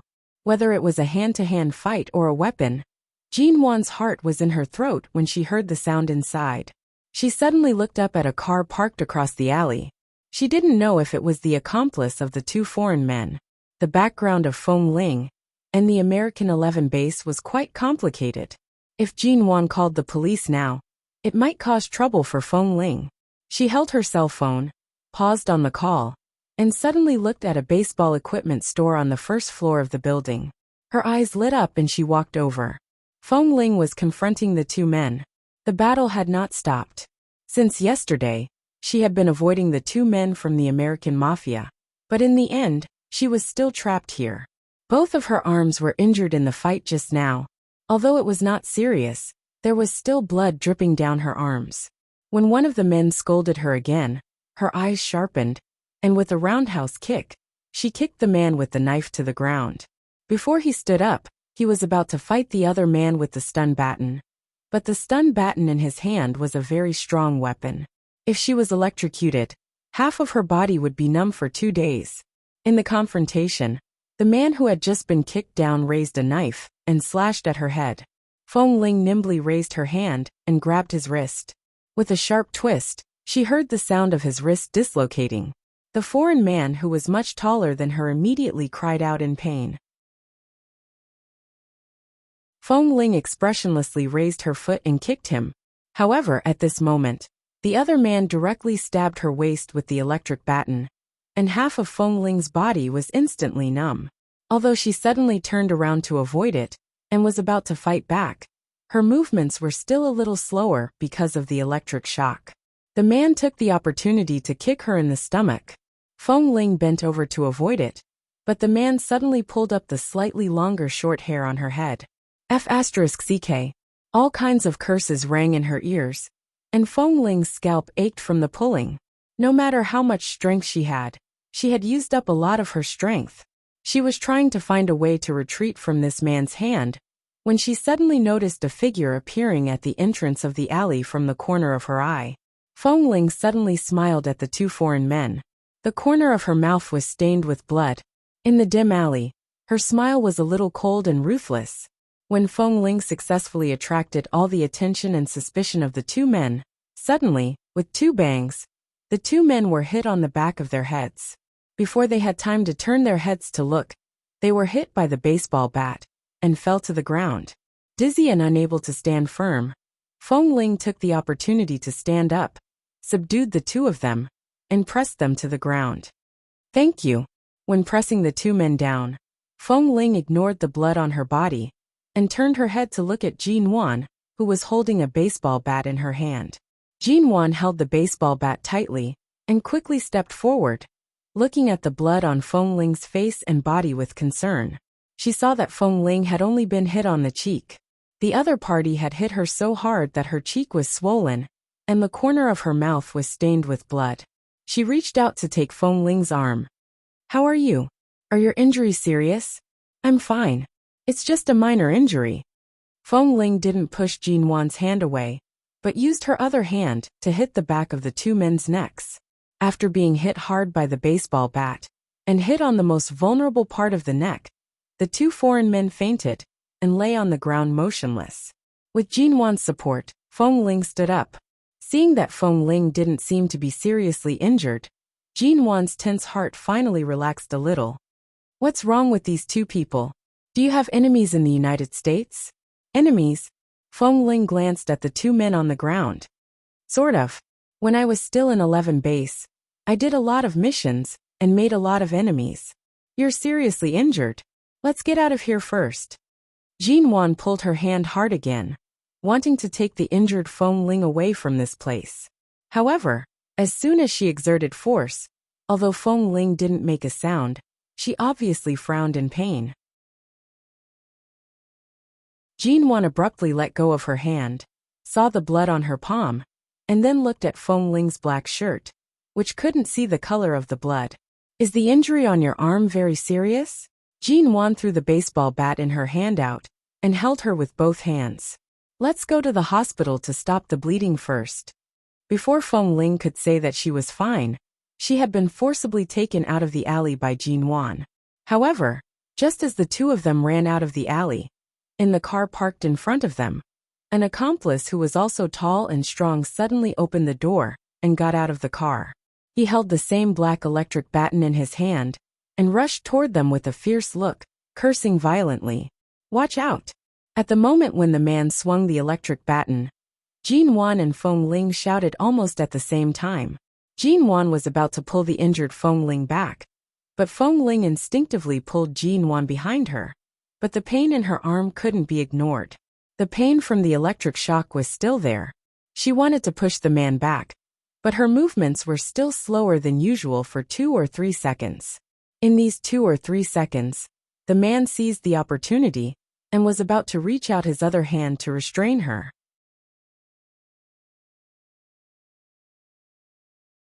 Chapter 231.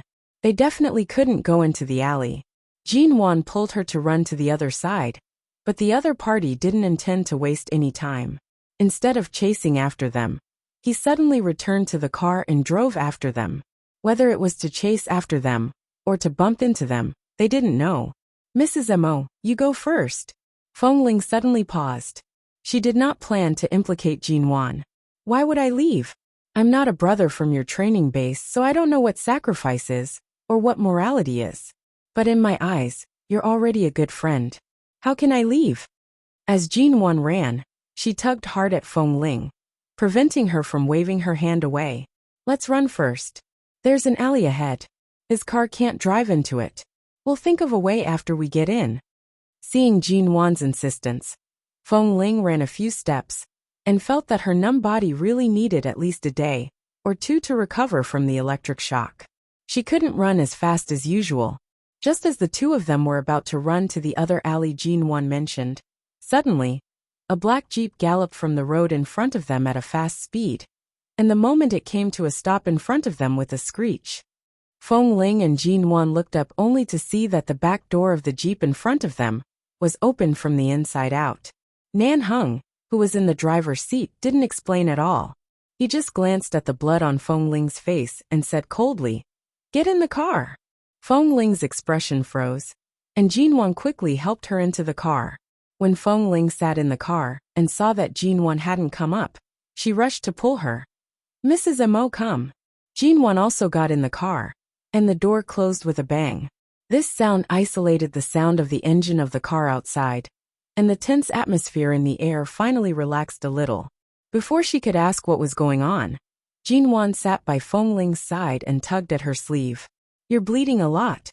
Do you want to go to the hospital to stop the bleeding, or go somewhere else?" "She can't go to the hospital." Without waiting for Fengling to speak, Nan Heng, who was driving, said coldly, "Take her to my place. I have hemostatic medicine and gauze. Jinwan, help her bandage." "Do you have a place to stay in T-City?" Jinwan turned to look at Nan Heng. "Is it far?" "My apartment is close to here. Just ask her to go to my place." "Forget about you. You can't go with me now, lest you get into trouble." Nan Heng coldly spat out these words and glanced at Jinwan through the rearview mirror. "Why were you there just now? If something like this happens again, remember to run first, okay? Otherwise, if something happens to you, I'm afraid your man will chase me to the Pacific Ocean. I won't be able to live in peace for the rest of my life." Jinwan didn't explain to him, but continued to look at Fengling with concern. Seeing that Fengling's expression didn't change, she didn't seem to be surprised by the fact that they were chased earlier. She just didn't say anything. Jinwan gently stroked her body. "Are you hurt anywhere else? Don't just stay silent. Tell me where it hurts. If it's too serious, just going home to bandage it won't do. You still have to go to the hospital for an injection." Fengling shook her head at Jinwan, indicating that she was fine, and there was no need to worry. Jinwan suddenly noticed that there were several cars driving in the opposite direction of them. The cars immediately surrounded the car driven by the foreign man. Right now, she had no time to pay attention to the situation outside the car. Jinwan took out a wet towel from her bag to wipe the blood off Fengling's face. Seeing that Fengling's face was very pale, she immediately frowned. "Someone actually dares to commit murder in broad daylight in our country. Is there any harm in this? Can we call the police?" "The domestic police can't handle this matter," Fengling said simply, and raised her eyes to look at the man driving in front. Nan Heng's driving skills were not inferior to Mo Jingshan's. It was clear that he was used to driving this type of jeep. Under his control, the large body of the jeep drove out of the area at a fast speed and successfully took the 2 of them away before the police arrived. Nan Heng really did have a place to stay in T-City. It was a room on the top floor of a hotel that he had reserved for himself. No one was allowed to enter the entire floor. After entering the room, Jinwan helped Feng Ling to sit on the sofa and urged Nan Heng to get the first aid kit. She then pressed Feng Ling's shoulder, saying, "Feng Ling, I'll help you take off your clothes. Otherwise, when the blood coagulates, it will be very painful to take them off." Seeing that Jinwan seemed to be really worried about her, Feng Ling's originally calm and flat expression wavered slightly. Since she was a child, Feng Ling had never experienced pure friendship with someone of the same gender. In the past, she had always lived like a man in the base. No matter what kind of injuries she suffered, she would hide in a place where no one could see and bandage her own wounds. "You can't lift your hand now, can you? I'll help you take it off. Don't move." Jinwan spoke and went to help her take off her clothes. Feng Ling did not refuse. When her top was taken off, thankfully, there was still a conservative black sportswear underneath. Jinwan's attention was completely attracted by the knife wounds on Feng Ling's shoulder and arm. With a pained expression, she turned to the bathroom to wash a towel and help her wipe the blood around the wounds. Nan Heng came out with the first aid kit and saw such a scene. His gaze paused on Feng Ling, who was only wearing sports underwear. Before he could speak, Jinwan had already rushed over and snatched the first aid kit from his hand. She then turned back to disinfect and stop the bleeding for Feng Ling. The room was very quiet. With Jinwan bandaging Feng Ling's wounds, it was not convenient for Nan Heng to stand by the side and watch. He coughed and went out. Half an hour later, the wounds on Feng Ling's body were almost all treated. Jinwan had just picked up the gauze to bandage her wounds. She then went into the room, opened the cabinet, and took out a loose black t-shirt that should have been worn by Nan Heng. She helped Feng Ling put it on. Not long after, Nan Heng entered the room. Seeing that Jinwan had already crouched down to treat the wounds on Feng Ling's legs, he raised his brows and chuckled softly. "You're quite thoughtful in treating the wounds. As expected, Miss Ji is much more useful than before." Jinwan silently rolled her eyes at the disinfectant in her hand. She thought that Nan Heng was resentful towards her because he wanted to personally bandage Feng Ling's wounds, but was unable to do so. She could not be bothered with him. At this moment, the doorbell suddenly rang. Jinwan was startled and immediately raised her head to look in the direction of the door. She asked in surprise, "Who is it? Is there anyone else here who knows? Could it be those people who chased after Feng Ling earlier?" Nan Heng glanced at her. "Don't think too much. I just went out to talk to Mo Jingshan on the phone. He happens to be nearby. Who do you think will come now?" Hearing this, Jinwan abruptly turned to stare at the door behind Nan Heng. Chapter 232. Since Mo Jingshan was outside, wasn't it the same no matter who opened the door? It was impossible to shut him out. The doorbell rang again. It was a pleasant chime, not very loud, not harsh. But in Jinwan's ears, this voice was like a tsunami suddenly sweeping across a calm sea, making it impossible for her to ignore it. Nan Heng was clearly teasing her. He did not open the door but stood there, looking at Jinwan with a faint smile. Jinwan's hand was still holding onto the bottle of medicine. She placed it on the wound on Feng Ling's calf, and did not immediately get up. Feng Ling glanced at them, and suddenly put down her legs.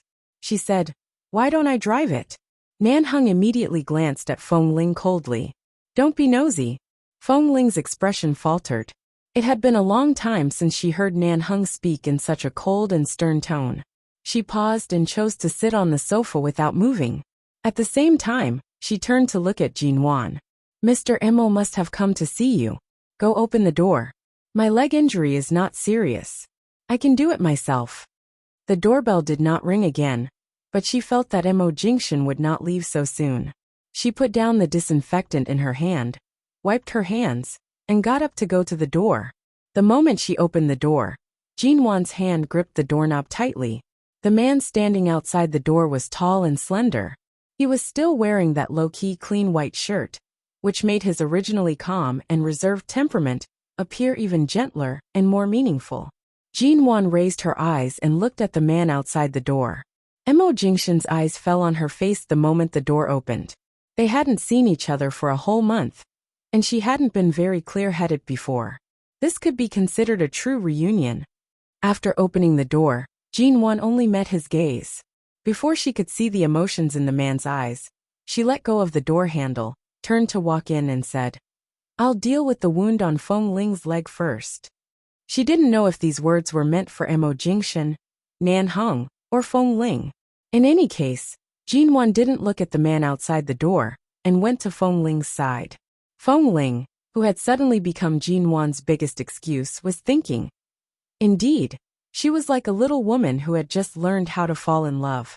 Thinking of Jin-won's usual calm and composed demeanor, and comparing it with her current state, he somehow found it a little cute. Nan Heng immediately smiled at Mo Jingshan, who had been thrown out the door with a sympathetic gaze. Mo Jingshan, on the other hand, calmly entered, ignoring Nan Heng's mocking expression. Seeing the blood-stained towel by the sofa and the wound on Feng Ling's leg, he could guess what kind of danger they had just experienced. "What's going on? You were intercepted so quickly?" Mo Jingshan looked at Feng Ling. "Why is Jin-won with you? Why would Jin-won be with her?"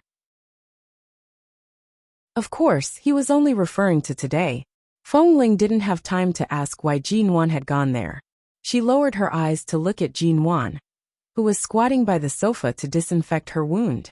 "I haven't heard from you since yesterday.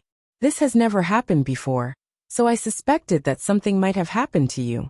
I planned to go to the neighborhood you lived in for 2 days to take a look, but I ran into this scene." Jin-won treated the wound on her leg seriously, and did not raise her head as she spoke. She didn't expect that Jin-won would actually worry about her. Clearly, she was Jin-won's bodyguard. Feng Ling felt slightly ashamed. "I'm sorry, Mrs. Mo. I'll try to avoid this kind of thing in the future.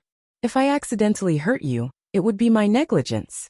Today's matter, I'm really being followed and surrounded by enemies isn't something you can control. Why are you apologizing to me?" Jin-won still lowered her head, as though using this opportunity to talk to Feng Ling, she could successfully ignore the gaze of the man who was watching her from behind. Feng Ling suddenly raised her head. "Speaking of which, if Mrs. Mo hadn't helped me today, I wouldn't have been able to escape so smoothly." Nan Heng raised his brows and glanced at them. "Is that so? Then as a bodyguard, aren't you going to lose your job soon? Do you want to return to America with me to the base?" Feng Ling: "No." Nan Heng. Jin-won raised her eyes to look at Feng Ling. Seeing that she rejected her so straightforwardly, she immediately smiled. "That's right, I'm not going back. Feng Ling is fine by my side. Why would I return to the base in America? What's so good about being with a bunch of men and suffering? Besides, even if I don't completely need a bodyguard by my side, I still need a good sister. Don't you think so, Feng Ling?" These few days, Feng Ling had been touched by Jin-won's words time and time again. She looked at Jin-won, and slightly raised the corners of her lips. Nan Heng suddenly narrowed his eyes. He felt that after spending so much time with Jin-won, Feng Ling had actually gained a hint of femininity and gentleness that he had never seen before. "Does it hurt?" Jin-won saw that there was a red and swollen area around Feng Ling's ankle. She wasn't sure if she had bumped into it somewhere, so she used her hand to touch it. "No," Feng Ling answered with a smile. Seeing the two of them acting out their deep sisterly affection, the two men who were completely ignored exchanged a silent glance. After helping Feng Ling with her wounds, Jin-won stood up. She tidied up the medicine box and asked, "Nan Heng, do you have water here?" Earlier, when she pulled Feng Ling along to run, Jin-won didn't know if it was because of her heart, or because she was really thirsty. Either way, her mouth was dry. "Drinkable water? In the fridge, there's mineral water prepared by the hotel every day. Go look for it yourself." Although this was a hotel room, it was a family-style suite. There was a kitchen, a study, and a kitchen. The fridge would also have drinks delivered by the staff on time. Jin-won put down the things in her hands and turned to enter the kitchen. She opened the fridge door and took out a bottle of water. She was about to twist it open when she realized that the cap was too tight. This was a bottle of mineral water that had not been opened. It was likely that the cap was not handled well when it left the factory. It was much tighter than other mineral water. She used a bit of force, but was still unable to twist it open. She was about to place this bottle back into the fridge and change to another one. She had just opened the fridge door when the bottle in her hand was suddenly taken away. She only saw an arm reach out from behind her, and the water was already in that person's hand. Without needing to turn back, she only needed to see the arm in the white shirt to know that the man standing behind her was Mo Jingshan. Jin Wan was silent for a moment in front of the fridge door. She turned to look at the man who had easily opened the bottle cap for her. The already opened bottle of mineral water was handed to her. Mo Jingshan's voice was the same as always. "Drink it." Jin Wan's hand paused for a moment before she raised it. When she received the water, her mind was still in a daze. For some reason she said, "Thank you."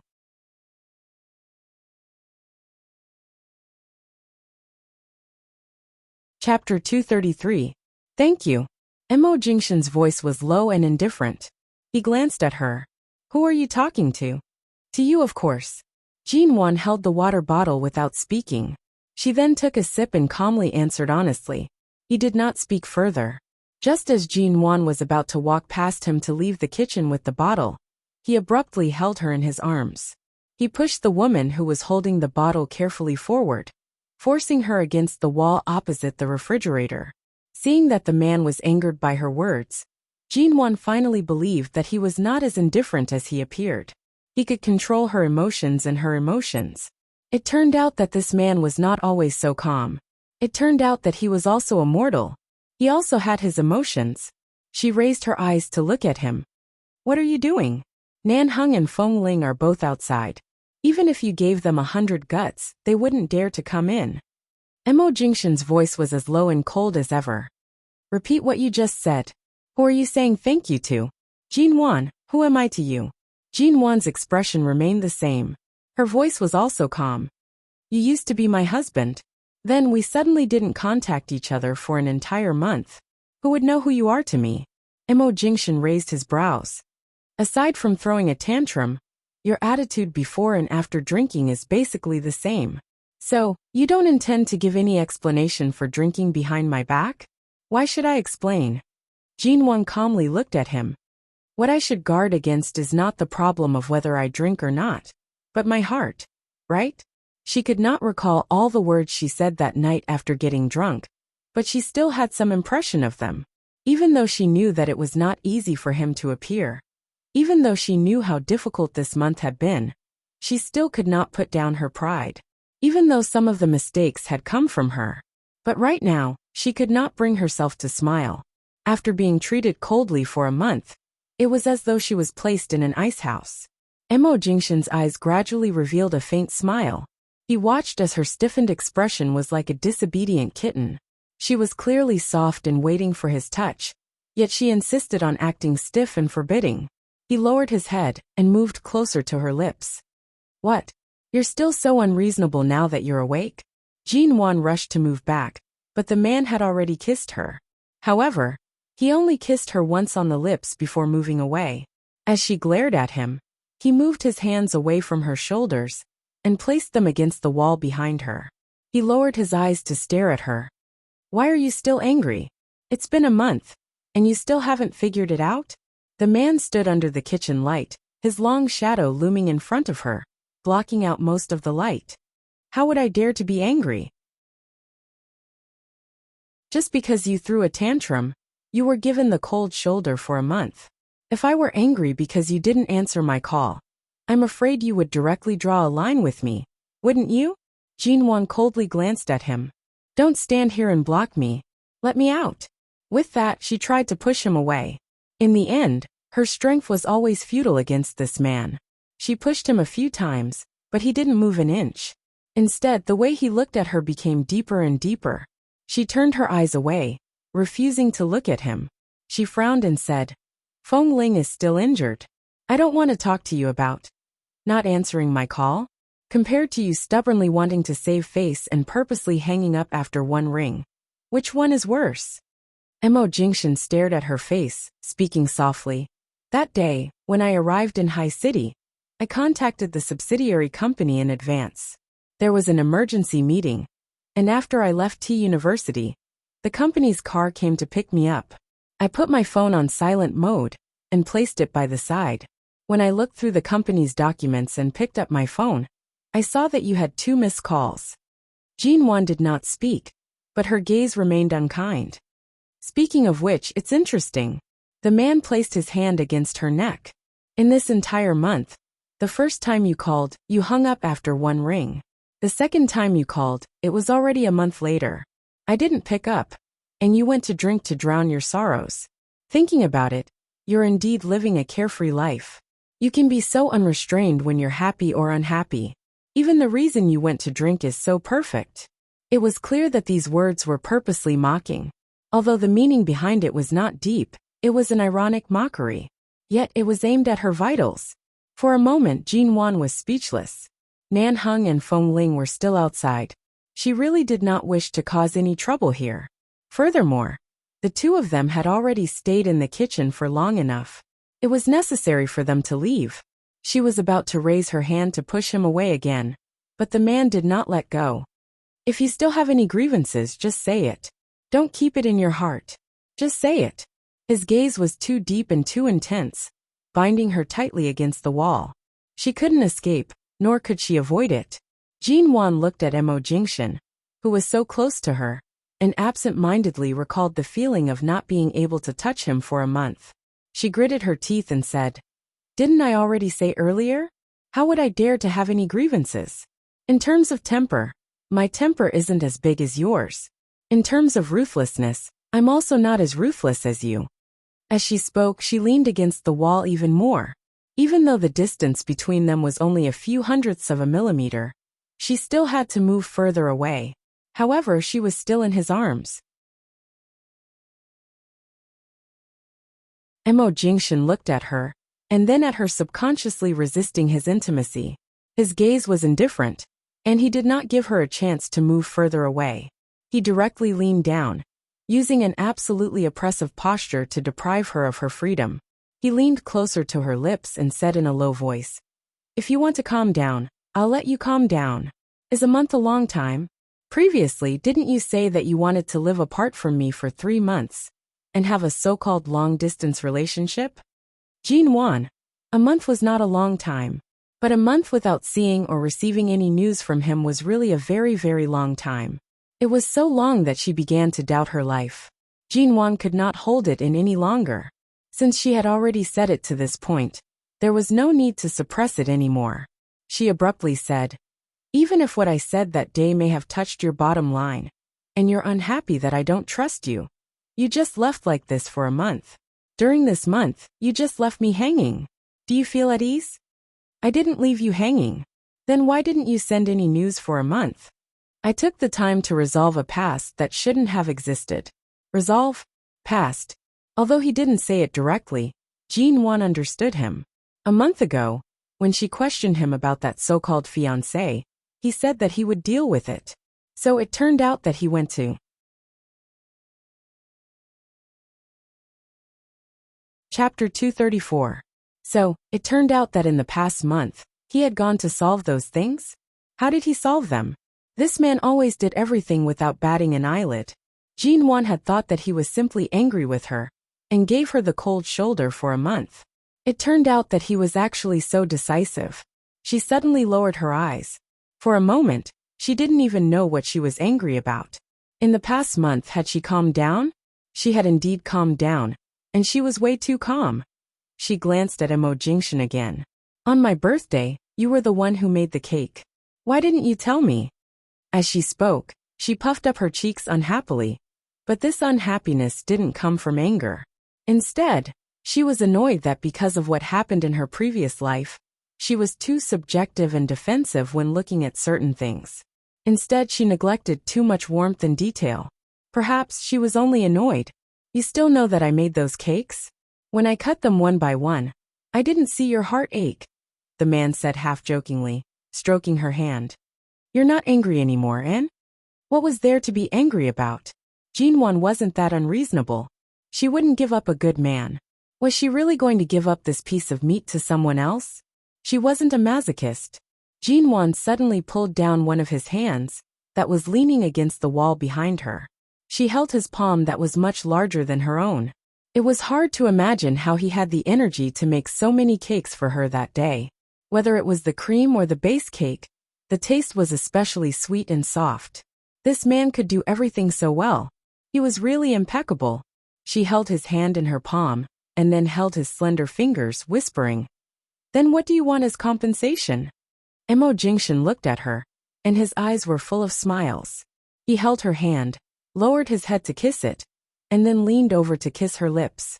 He pressed his lips against hers and said hoarsely in a low voice, "What do you think I need as compensation?" Jinwan's body immediately softened from his kiss. She pursed her lips and said, "How about I make 21 dishes for you tonight? After you're done, you're going to throw them away right in front of me? Am I that childish?" "You mean I'm childish?" It had been a long time since Jinwan cooked, especially after she came to Tea City. Right now, she was trying to think of ways to make up for her mistake by giving him a chance to take revenge and make him feel good. However, since he didn't appreciate her kindness, she couldn't be blamed. Suddenly, a few dong-dong sounds came from the wall outside the kitchen. Nanheng knocked on the wall a few times. "You two, don't go too far. You've been in there for so long. Do you need me to take Feng Ling away and leave this room to you?" Jinwan subconsciously tugged on Emo Jingshan's hand, rushing to leave. However, Emo Jingshan did not move. He pulled her back and took the opportunity to hold the little woman, who was leaning against the wall, to maintain a distance from him. He whispered by her ear, "Giving up the room to us is not a bad choice." "Jinwan." She pressed her hand against his chest. "Feng Ling was just injured, and it's clear that she's being chased by some unknown force. After all, she's someone you hired. You have to be concerned about her safety. How can there be such a cold-blooded boss like you? With Nanheng around, she doesn't need my concern." His words were simple and straightforward. Then he warned and commanded, "In the future, if there's any activity from unknown pursuers or foreigners, you're not allowed to get close." Although Feng Ling's skills aren't bad, her background isn't simple. When the situation is tense, what you need to do is to take care of yourself. Understand? Today, when Jinwan rushed into the alley with a baseball bat, it was probably because Feng Ling was there. She believed that Feng Ling would be able to handle it, so she had the confidence to rush in to help. Of course, she had the awareness to protect herself, but she wasn't too weak. Hiding whenever something happened wasn't her style. Of course, she wouldn't let others worry about her. "I know. When it's cold, you don't show up. When it's good, you're like a housekeeper, managing me," Jinwan muttered. Emo Jingshan. When Jinwan walked out of the kitchen, she saw that Feng Ling had put on her black sports coat. If it weren't for the fact that she was only wearing underwear inside and couldn't take it off, she would have taken off Nanheng's black t-shirt as well. She saw Feng Ling sitting on the sofa with the coat on, as though the person who was injured earlier was not her. Aside from the fact that her complexion was paler than usual, there was no difference. Was this the reason she had received training? She couldn't even cry out in pain, and had to endure all kinds of feelings, as though they had never happened? "You're finally willing to come out. I thought the two of you would stay in my kitchen until the end of time." Nanheng leaned against the wall outside the kitchen door with a cold smile. His eyes glanced at Jinwan's expression, which had softened a lot. Without guessing, he knew that this little woman had probably been coaxed. Emo Jingshan placed his hand on Jinwan's waist, encircling the little woman, who was about to head to the sofa, in his arms, to prevent her from running away. He glanced at Feng Ling and the medicine box by her feet, before shifting his gaze to Nanheng's side. They went in such a big circle. Was their target her or you? Nanheng's face was indifferent and he smiled lazily. "We're all working together in 11 base. Their biggest target is either me or her. What's the difference?" Emo Jingshan looked at him and said indifferently, "Your woman has been injured to this extent.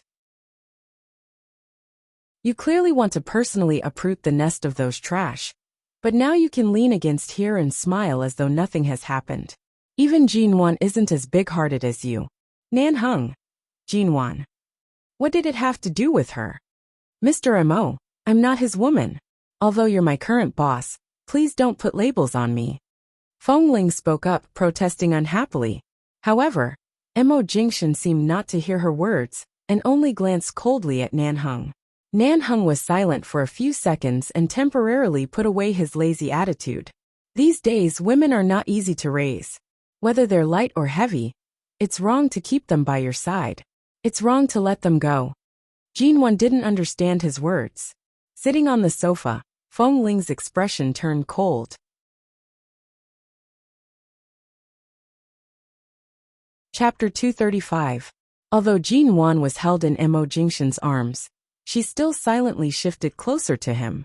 Although she could not accurately capture the meaning of their conversation, she could still smell the faint smell of gunpowder. She had long known that Nan Heng's background was not simple, and that the people involved in the arms business could not be simple either. However, she did not expect the severity of the situation to be deeper than she had imagined. In this aspect, it did not only involve the arms business, the country, and the underworld. There were many other problems that Jinwan had not come into contact with. At this moment, she was only thinking about how Nan Heng was so complicated. What exactly was his relationship with Mo Jingshan and Qin Sighting? She vaguely remembered that Qin Sighting had mentioned that he had saved Feng Ling's life in America. What about Mo Jingshan? What kind of role did he play between them? Compared to the coldness in Nan Heng's eyes and Jinwan's silent confusion, Mo Jingshan appeared especially unperturbed. The road to death is their own choice. It's not a big price to drag you down with them before they die. It was clear that Mo Jingshan was reminding them. Nan Heng had naturally understood this long ago. Nan Heng curved his thin lips coldly. I didn't bring Feng Ling back to the country purely to be your woman's bodyguard. Since I left her in the country, I've naturally hidden an ambush. If they want to come, they can come. I guarantee that if they come, they will die. Mo Jingshan patted Jinwan's waist from time to time, his expression mild. Using your own woman as bait, only you, Nan Heng, would do such a cold-blooded and heartless thing.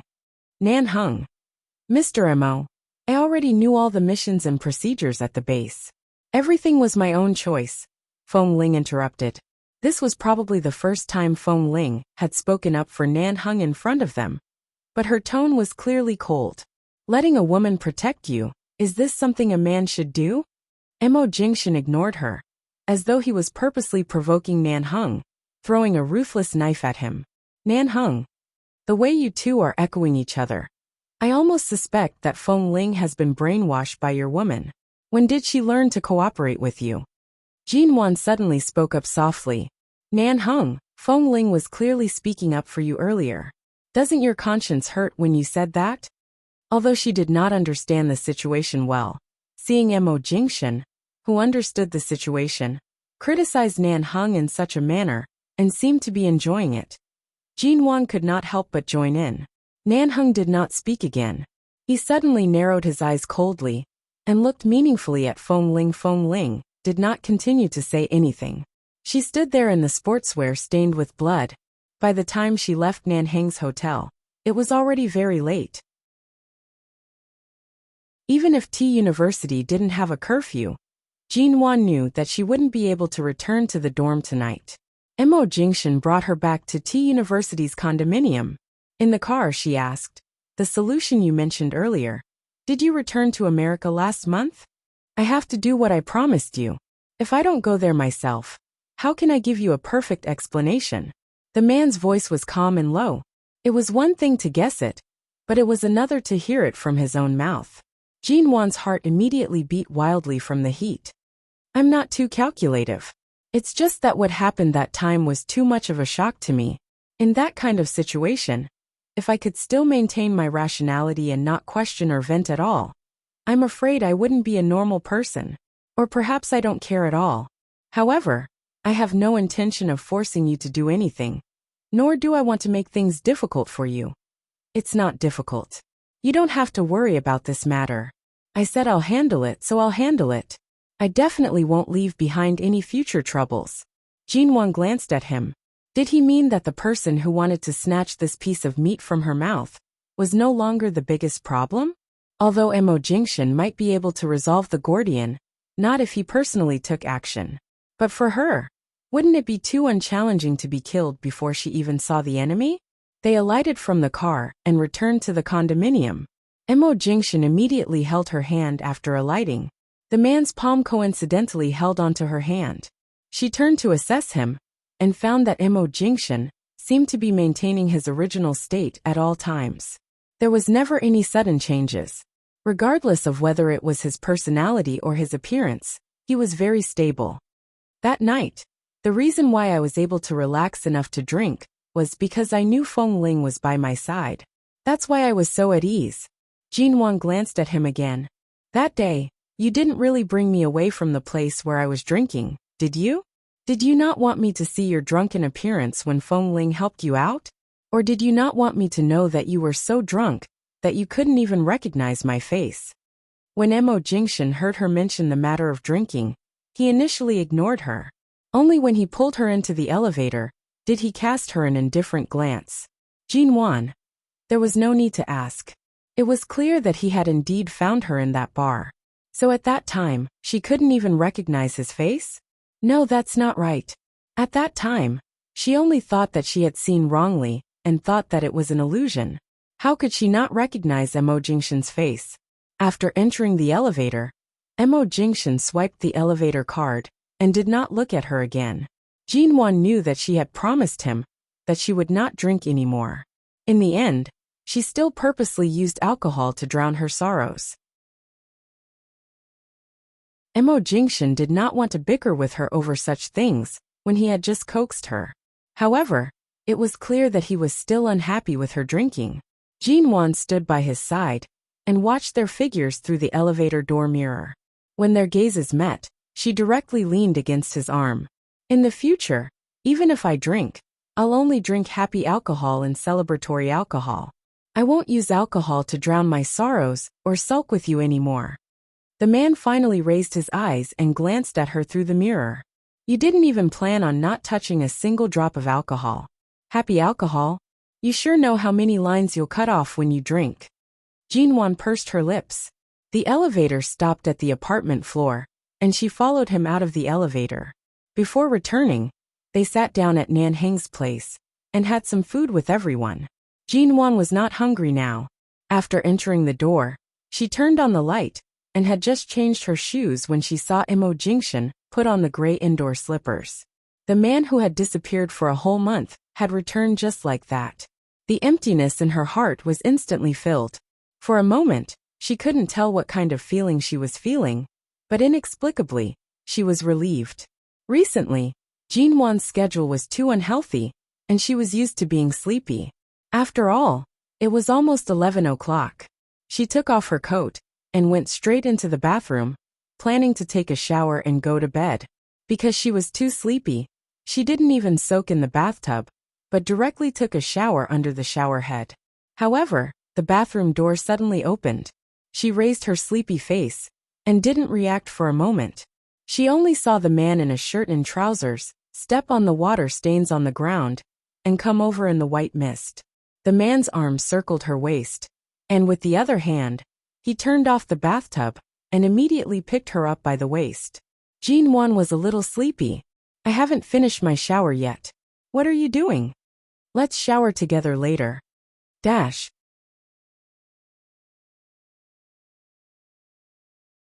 Chapter 236. Jinwan was carried out of the bathroom by him.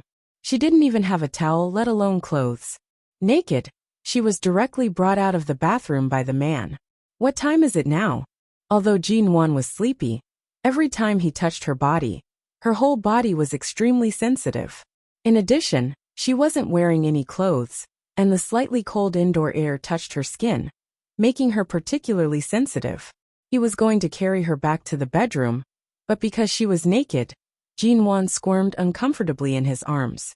He finally couldn't restrain himself. Although he hadn't touched her for more than a month, and wouldn't do anything to his lower body every day, the moment this woman pressed against his arms, the self-control Emo Jingshan was most proud of instantly disappeared. The man's sudden kiss was slightly more urgent than Jinwan had expected. Before they reached the bedroom, he pressed her down on the long table behind the sofa with several books. Although this seemingly gentle man's style in bed was never as gentle as his appearance, Jinwan still couldn't resist him. Mo Jingshan, be gentle. He lowered his head to kiss her. He made a vague sound and didn't show any signs of slowing down. She protested softly. Let's go back to the bedroom. He kissed her lips and chuckled hoarsely. No, I can't wait. Jinwan. It's only a few steps from the bedroom. Do you think it's necessary? Including the half a month before your birthday. I've been a vegetarian for almost a month and a half. Do you think it's necessary? The man's hot and husky breath pressed against her ear. He kissed and bit her earlobe, burning the sensitive spot on her ear. Do you think your husband is a saint? Do you think he can watch you close the door and sleep after taking a shower? But it's cold and hard here. Being stared at by the man's ink-like eyes, Jinwan suddenly felt that she was about to burn. She forced herself to appear calm and composed, but in fact, a small flame had already leaped up in her heart, burning brighter and brighter. Just as she finished speaking, the man who had been pressing her against the table easily exerted a little force. Her entire body was suddenly turned around, and in an instant, she was leaning against the edge of the table and holding her in his arms. The man pinched her chin and kissed her again. He pried open her teeth and attacked her. He swept across her teeth even more fiercely and domineeringly than usual, bringing her into his mouth and kissing her inch by inch, not letting go of any part of her. It had indeed been a while since they were intimate. Jinwan thought she was very calm in this regard, although Mo Jingshan teased her until she couldn't control herself. At least the two of them had gone through the stage of inseparable entanglement. These few months of separation shouldn't be a big deal. But this sudden and different kind of stimulation, in this kind of place, in this kind of position, Mo Jingshan clearly took into consideration that it had been a while since she last did it, and that it would be difficult for her to adapt. Although he was already like an arrow on the bowstring, he still patiently released her. Soft and dense kisses landed on her neck and ears. He sucked on her earlobe, bit on her collarbone and moved downwards. Jinwan was stimulated to the point that the corners of her eyes turned red. She bit down and was forced to shrink back. The living room light landed on her fair, delicate and beautiful skin. She softly and hoarsely said, "Don't itch." The man ignored her. His hand slid down the white skin of her thigh. Jinwan moaned softly and sobbed. Mo Jingshan. What did you call me? Mo Jingshan's hand paused. He darkly glanced at her. Jinwan. Hubby. It had been a while since she called him this. She couldn't react in time. In the end, her soft and delicate voice caused the man's gaze to darken. Jinwan saw his extremely dark and thick gaze.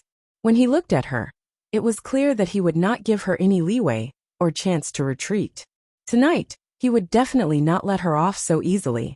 Mo Jingshan lowered his eyes, watching the woman he had been holding in his arms the entire time. Because of his teasing, she was sitting weakly on his lap.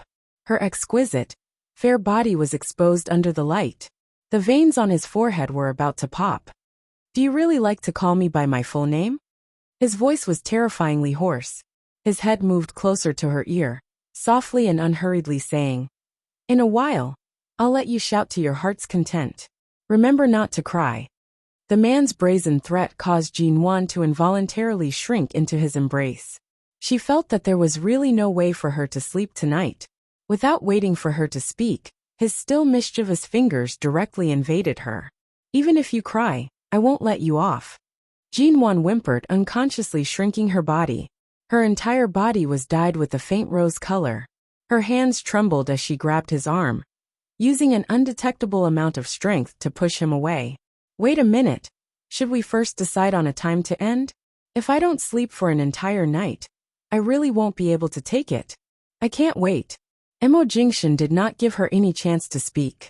The movement of his fingers had already brought out all of her senses, which she could no longer control. Jinwan buried her head into his neck, her nails digging into his back. Her lower lip was bitten until there was a white mark. Her entire body was stimulated to the point that her eyes were covered with a layer of mist. A drop of water flowed out from the corner of her eyes. I still have classes tomorrow. You're suspended from classes tomorrow. The man bit down on her neck, his voice extremely hoarse. Suspended? What suspended? How did you know? I didn't even hear about it. As an investor of T University's library, I've directly given you the title of an honorary principal. If I say that classes will be suspended tomorrow, who dares to not do so? Jean won. Tomorrow was the weekend, and it was true that there were only a few classes and Professor Lin's class that would occasionally have supplementary classes. Even if classes were suspended for a day, it would not have much of an impact. However, she never expected that the man who had always been so calm in the company would actually have such a domineering side for the sake of his own selfishness. If she did not feed him tonight, it was possible that T University would have to suspend classes for an entire week starting tomorrow. Jean Wan was slightly distracted. Mo Jingshan suddenly placed his hand on the back of her head, placing a gentle and light kiss on her forehead.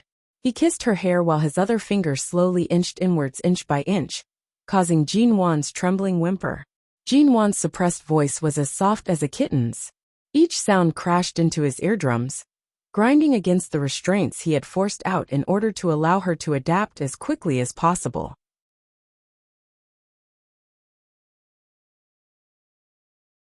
Chapter 237.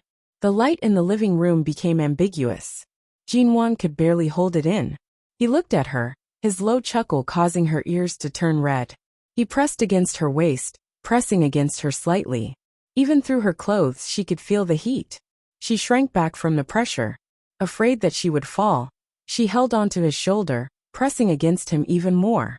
Mo Jingshan seemed to be able to completely control her nerves. Jean Wan's waist softened. She wanted to close her legs, but could only whimper against his neck because of this position. It was as though she was instinctively yearning for more, but also as though she was faintly resisting this surging tide of passion. Seeing her like this, Mo Jingshan could no longer hold it in, and was about to press her back onto the table.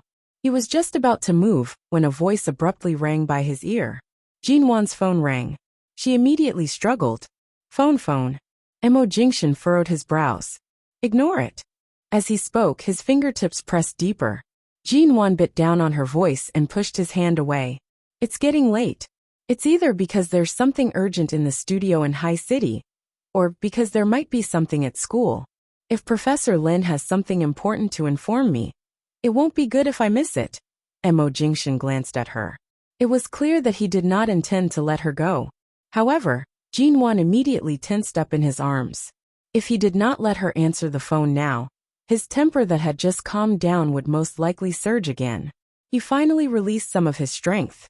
Jean Wan wanted to get up from his body, but her legs were too weak to move. She looked awkwardly at the phone on the sofa. Go and get it for me.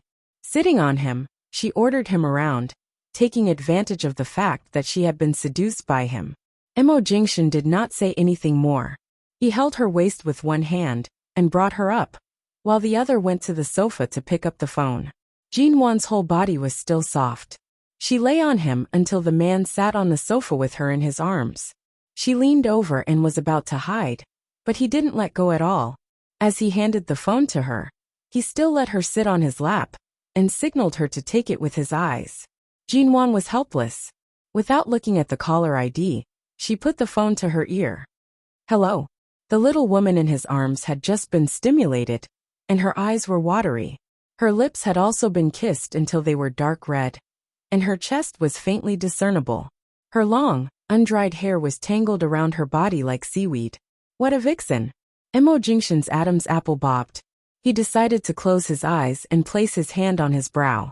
He leaned against the sofa and patiently waited for her to finish her call. His lower body was tightly pressed against hers, and the hardness that could not be ignored was pressed against her through the fabric. Jean Wan did not dare to move.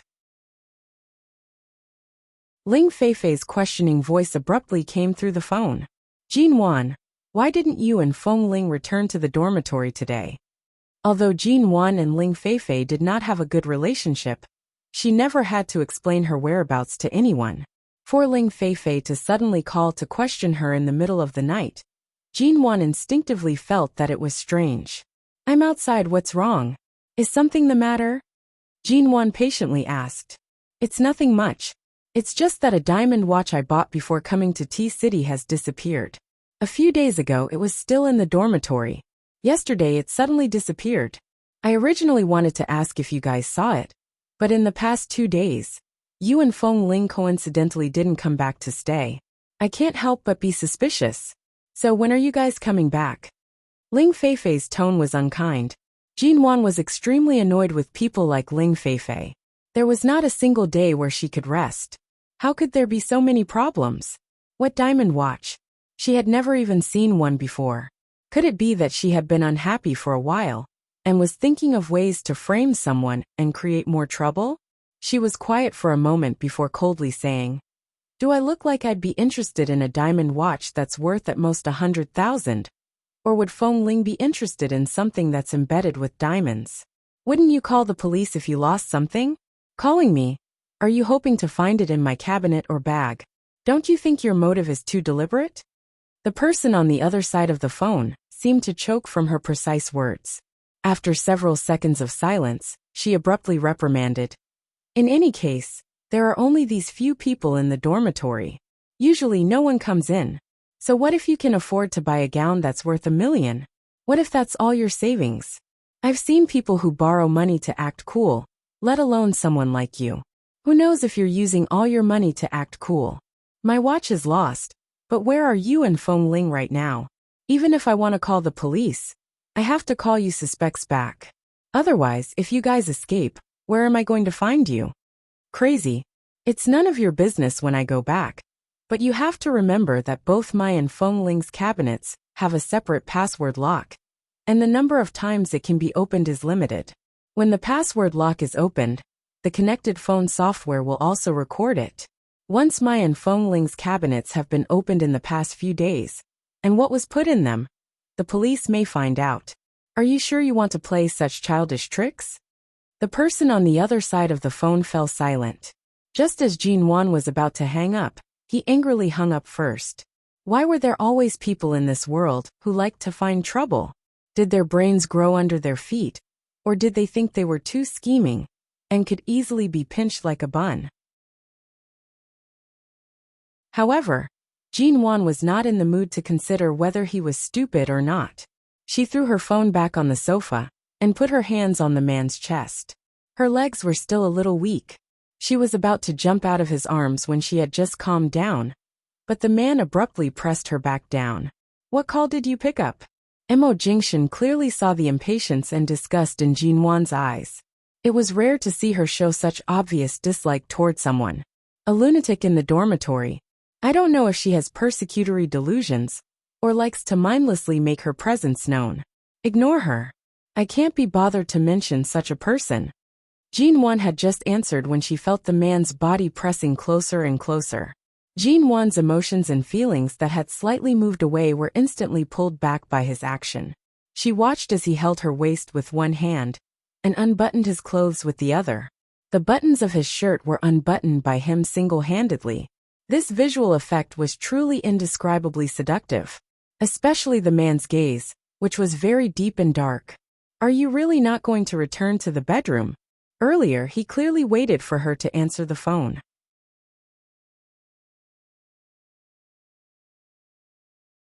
Chapter 238. I'll go back in a bit. The man had yet to finish speaking when Jinwan's leg was abruptly held by him. Her vision suddenly spun as she was pressed against the sofa by the man. She raised her eyes to meet the man's dark and deep eyes. In an instant, she actually began to stutter. "You control yourself, ah." However, before she could finish her words, the man had already grabbed her ankle, which was forced up by this position, and abruptly pounced on her. He held her chin and kissed her face. Jinwan's hair was messy, and her face was flushed. She was so charming that it was indescribable. Soft moans escaped from her mouth. It was as though she was enjoying it, but at the same time, it was as though she was being tortured. She subconsciously clenched the sofa beneath her. The man bent down to kiss her sweaty face. His voice was tight and hoarse as he pressed against her soft lips, asking vaguely, "Did you miss me?" And right now, Jinwan could no longer understand what he was referring to. "Are you still going to throw a tantrum with me in the future? And how can I guarantee that my emotions will always be at the same level? It can't be that I won't even allow you to throw a tantrum. You can throw a tantrum, But you can't throw a tantrum, especially when it's related to misunderstandings. If you can clear it up, then clear it up. You're not allowed to lock yourself in the room again, and you're not allowed to let your imagination run wild. At such a time, the man was shockingly calm. Although his voice was hoarse, he slammed against the sofa even harder, causing Jinwan's mind to go blank. She was completely unable to hear what he was saying. Mo Jingshan controlled his temper and asked hoarsely again, "Are you still going to lock yourself in the room and not come out?" This time, Jinwan roughly heard it clearly. She opened her eyes slightly and looked at the man above her. His eyes were like the surging waves of the boundless ocean. They were heavy and focused on her body. Jinwan looked at his gaze and felt as though she was about to drown. Her heart beat wildly. And sorry, Jinwan felt that she really wasn't rational enough at that time. Previously, she was stubborn and wanted to save her face. Right now, even that bit of temper that she shouldn't have was gone. He bent down and pressed his lips against hers. It was a very light, delicate, and gentle kiss. The sensations beneath her grew more intense with each layer, almost drowning her. Jinwan raised her arms and wrapped them around the man's neck with some difficulty. She pressed her burning face against his chin, her voice tender and soft with hints of naturalness and tenderness. "I love you." Mo Jingshan's movements did not stop. In fact, he became even more ferocious and intense than before. When he heard these two words, he looked at her, and his ink-black gaze deepened. He suddenly kissed her again, stealing away her breath. "Jinwan." After starving for so long, she knew that she could not help. Jinwan didn't know which of her words had agitated him, but those two words suddenly spilled out of her mouth based on her feelings. Afterward, she almost forgot what she had said to him. But this night, she was tormented from inside out by this man. In the end, when she was so stimulated that she almost lost her voice from crying, the man abruptly bit her lips, swallowed her hoarse voice, and pressed her firmly into his arms. The next morning, Mo Jingshan's biological clock was earlier and more punctual than Jinwan's. Although Jinwan slept soundly in his arms, when the man rose, she still felt something. However, she was too tired to open her eyes. The man who had just gotten up gently lifted the quilt and got up so as not to wake her up. He seemed to have been watching her for a long time. The two of them had been together for a long time. Even if Jinwan didn't open her eyes, she could feel the man's gaze on her face. He was very focused and did not move away for a long time. Just when she was half asleep and considering whether she should get up directly, the man kissed her on the face and got out of bed. This sense of security allowed Jinwan's tired heart to regain its footing. She hugged the blanket and turned over to continue sleeping. It was already past 8 o'clock when he finished showering, changed his clothes, and went to the kitchen to prepare breakfast for her. When he returned to the bedroom, the woman on the bed had already sat up, but she still had a sleepy expression on her face. Her hair was messy and scattered behind her shoulders, and she was wearing the nightgown he had helped her change into last night after taking a shower. Jinwan really did not have enough sleep. Last night, this man was really too cruel and inhumane. However, right now she was indeed hungry. She smelled the scent of breakfast, and it was even made by Great Boss Missouri himself. Just the smell alone was enough to entice her to wake up. Mo Jingshan casually buttoned his sleeves, walking toward the bed with his long legs. "You're awake. Get up and wash up. Have breakfast." Jinwan raised her sleepy eyes. "Can I come back to sleep for a while after breakfast?" When she raised her eyes, she saw that the man had already finished washing up. His black shirt was different from the white one from yesterday, but it was still incomparably handsome. His well-dressed appearance made it hard for one to associate him with the energetic and unrestrained beast from last night. He was as clean and handsome as ever, perfect to the point of being impeccable. "Get up and eat first. After eating, walk around the room to digest before sleeping. Otherwise, you'll get indigestion." The man most likely knew how bad he was last night and did not force her to get up. He said in a heavy voice, "The breakfast is still warm. Do you want to wait until it's cold before eating?" Jinwan rushed to remove the blankets. The soreness between her legs was too obvious. She stood up and changed her posture several times, before finally finding a more comfortable position to walk out. Classes are really suspended today. When she walked to the dining table, she saw the long-awaited Jingxian breakfast. She yawned as she reluctantly went to wash up. She could only eat after washing up. And classes are suspended, so you can continue sleeping at home. There's no need to worry about whether you'll miss Professor Lin's class. The man placed the cutlery on the table. Jin Wan stood in the bathroom to brush her teeth. There was clearly a bathroom in the bedroom. Although she had seen this side of Jingxian before, it was truly rare. She really wanted to see it, so she stood there and brushed her teeth, while watching the man's back view under the morning sun. After washing up, they sat down to eat. Jingxian understood her appetite very well. He made just enough food for 2 people. However, after eating with him, Jin Wan did not move from her seat. She looked at the man who was about to take the dishes to the dishwasher and raised her face to say, "I'm not full yet. I want to eat another bowl of noodles. A small bowl is fine too."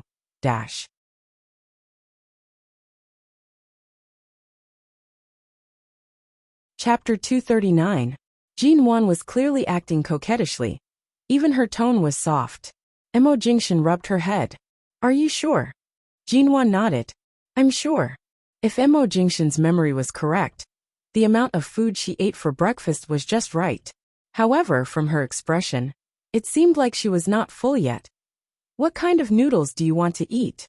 "Anything is fine as long as you cook it." "Are you sure you can still eat?" He did not ask further. "Wait, I'll go cook." Jin Wan was really not purposely acting coquettishly. After being tormented by the man for an entire night, it was only right for her to ask for some interest. Furthermore, her appetite had increased significantly recently. Although her weight did not increase and she was still as thin as before, every bowl of Jingxian's breakfast made of love counted. After all, it was something that could only be chanced upon. 3 days later. "Jin Wan, it's been several days since you've returned to the dormitory. You mustn't be late for Professor Lin's morning class today. I heard from Professor Lin that the person who invested in T University's library has officially become our school's honorary principal. This morning, there will be a meeting with the school leaders in front of all the teachers and students. The honorary principal should also say a few words. I'm not sure what the situation will be like today, but right now, the students around me are all very excited. You must remember not to be late." Bai Wei kept urging her over the phone. "Jin Wan, I understand. I'll be there soon." "Hurry up, you can't be absent today." All right. I'll be there soon." Jin Wan hung up the phone while glancing at the so-called T University's newly appointed honorary principal, who was resting with his eyes closed in the back of the car. Bai Wei's call was naturally to remind her not to be absent. After all, the MO Corporation's status in the country was not simple. For the business and enterprise management students, to have the opportunity to interact with the rumored CEO MO was indeed a grand event that they could not miss. "You'll be going to T University today?" She looked at the man and asked with some hesitation. Jingxian glanced at her and reached out to pull her in. He kissed her face and warmly said, "I was strongly requested by your school leader to speak a few words. I'm not interested in such an occasion, but since I've already given T University so much face for you, I'll do my best to see it through to the end." That's right. After all, since Jingxian had agreed to invest in T University, he wasn't joking. No matter what, he had already shouldered the responsibility for this matter. Besides, he was already an investor on the board of directors and an honorary principal. If he didn't give T University any face, he would basically be treating the school leaders like playthings. Jin Wan could see that Jingxian was considerate and polite to the managers of the education industry, so she wouldn't embarrass them too much. At this time, the driver was driving, and Jin Wan and Jingxian were in the back row. Jingxian didn't let go of her after hugging her, nor did he let her go back to her seat. When he passed by a traffic light intersection, his phone rang. When they reached a traffic light, his said, He answered the call. After crossing the intersection, they had already arrived at T University. Jinwan saw that she was going to be late. Seeing that Mo Jingshan was on the phone, she did not waste any time. She threw him a glance, nodded politely at the driver, and got out of the car. Mo Jingshan listened to the call. A moment later, he was quiet and indifferent. Where are they now? Hearing the reply, Mo Jingshan's gaze was calm and unruffled. I got it. Jinwan thought he was going to have a meeting. In the end, all the teachers and students entered T University's largest stadium at the same time. The 7,000 to 8,000 students were all seated. She did not expect there to be such a big crowd. As expected, no matter how low-key Mo Jingshan was, his status was still there. If someone wanted to invite him to say a few words, they did not dare to put on a show for fear of being neglected. But there were too many people. T University's stadium had a capacity of around 15,000 people. Right now, half of the seats were filled with students. The other half was covered by a curtain, and only this half was open. Because they were basking in Professor Lin's light, the students in his class were all seated in the first 3 rows. They could clearly see the person on the stage. Behind them, several students were discussing in low voices. I wonder what the legendary CEO Mo looks like. I heard he's very handsome. Haven't you seen CEO Mo's photo? He's already very handsome. Do you have a photo of him? I haven't been able to find it. Most of the photos I've found on the internet are from his side profile, or from a blurry angle taken by business reporters. I've never seen his face, but just his side profile is already very mesmerizing. I reckon he's super handsome. He has to be super handsome. Do you think that Haicheng's 2 male gods, Nanqin and Beimo, are just rumors? Then hurry and show me the photo. I don't have any either. It's only from his side profile, but I've studied every angle. It's enough to confirm that CEO Mo is a 360-degree man with no blind spots. He's so handsome that it's suffocating. They were still whispering to each other, but Jinwan glanced at the school leaders on the stage, and the corners of her lips curled up slightly. In fact, there were times when a student's world was very simple. Although she did not like it when her man was stared at by various women who drooled over him. Right now, she really felt as though she was sitting among her husband's fangirls. Even Bai Wei, who was usually calm and collected, was clearly filled with strong anticipation as she sat by Jinwan's side. There was no need to mention Ling Feifei, who sat by the side. Her eyes were about to pierce through the curtains, wanting to drill in to see if the legendary COMO had arrived. T-City could not be compared to High City. No matter what, the people here did not interact much with the MO Corporation. Even in High City, there was basically no chance of meeting Mo Jingshan. However, at the very least, the people there had a good understanding of the MO Corporation's background. Although Mo Jingshan had many fangirls, most of the unmarried young ladies in High City had already seen through reality.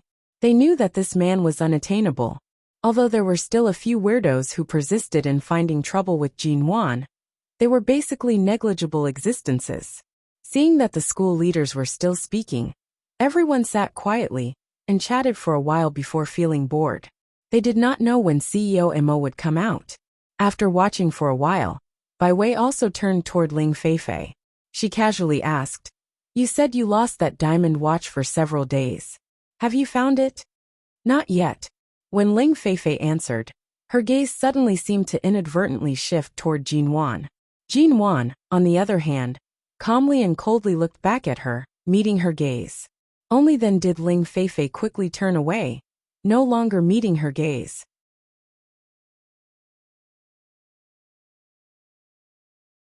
Chapter 240. At this moment, the lights in the stadium suddenly dimmed. The school leaders on the stage used an extremely solemn tone to welcome the honorary principal. After the thunderous applause, there was a moment of silence. No one dared to make a sound. He was clearly her husband, but at this moment, Jinwan actually felt a little nervous under such an atmosphere. This was the first time she had seen Mo Jingshan in such an occasion. She did not know what kind of serious and cold role he would play here today. When Mo Jingshan's figure finally appeared on the stage, almost all the young ladies below the stage sucked in a breath. The man who was eagerly invited onto the stage by several school leaders was already standing on the podium on the right side of the stage. In front of him was the podium. Behind him was a large screen with T University's logo against a blue sky. On the screen were soaring white clouds. Mo Jingshan was wearing a white shirt, but it was not swallowed by the white on the screen. Instead, it was especially eye-catching. He was not as Jinwan had imagined. She had thought that he would be dressed in a strict and cold black suit today. She had thought that he would use the most decisive and ruthless methods to catch people off guard in certain important meetings.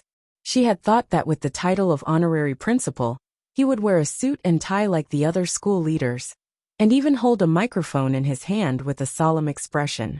But he did not. He was dressed casually in a shirt and trousers. It did not seem deliberate at all. One of the expensive and exquisite buttons on his collar was casually undone, and his sleeves were rolled up to his forearms. Although Mo Jingshan was in a high position, he was still the youngest and most outstanding person in the country's upper class. With his own ability, he had built up the Mo Corporation in just a few years. Furthermore, with his own strategies and means, he had squeezed into the highest position in the country's business world. He was a business god whose net worth was unattainable by countless people. Furthermore, behind him stood the Mo family and America's Shine Group, which were both extremely important. Everything related to Mo Jingshan was a vast number of figures and the country's unfathomable domestic business system. Yet, his appearance at this moment was extremely casual and indifferent. "Oh my God, so handsome!" Around them, soft sighs of admiration could be heard. Some people were even discussing Mo Jingshan's age. Some said that Mo Jingshan appeared to be around the same age as most of the male students in T University, while others said that a man like Mo Jingshan, who was at the peak of his career, should be at least 30 years old, and only looked young. Right now, Jinwan was the only one who knew the exact answer. Most university graduates were around 23 years old. Mo Jingshan was only 3 years older than them. Many of the students present were those who had been held back or re-enrolled. They were around the same age as him, but they were still under the school's management.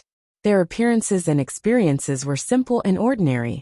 Even the school hunks of T University's female students paled in comparison to him. However, the man on the stage was very low-key and simple even today. The man was so clean that he didn't even need to do any styling. Under the stage lights, his deep pitch-black brows and eyes were beautiful and distinct.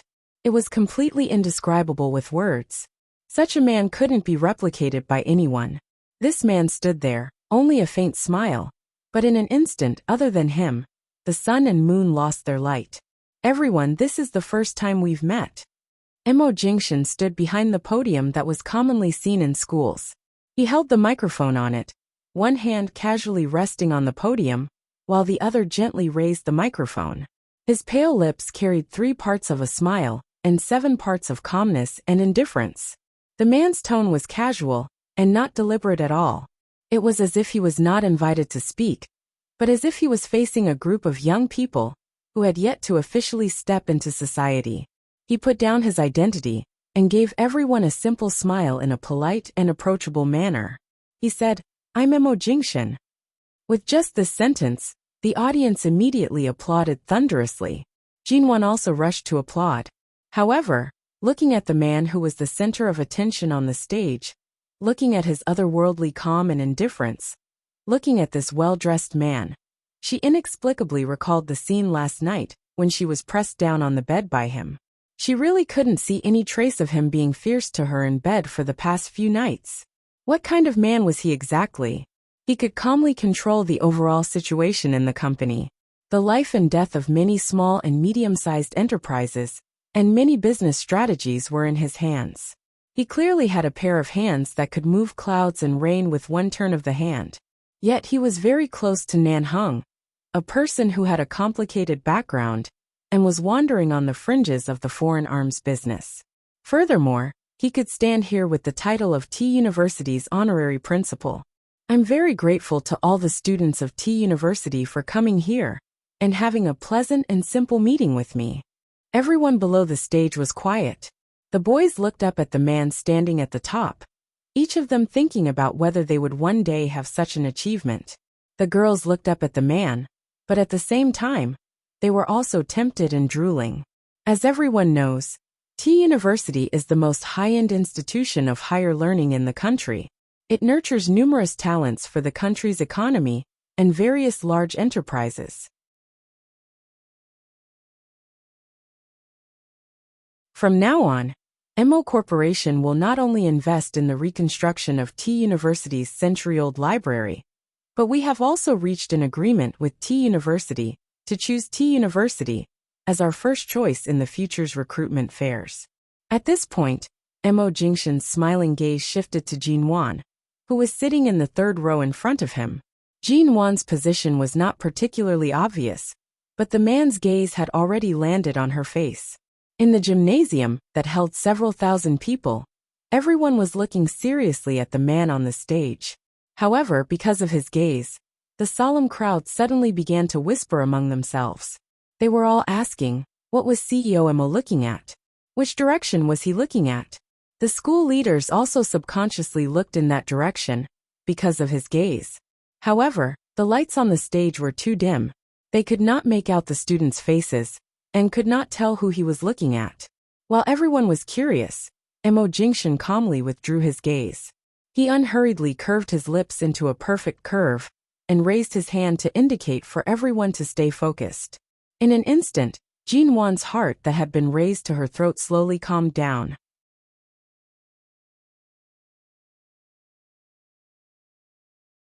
Chapter 241. His actions immediately attracted everyone's attention. They were originally wondering who CEO Mo was looking at earlier, but now, they had all raised their heads to stare unwaveringly at him. Jin Wan was suddenly very nervous.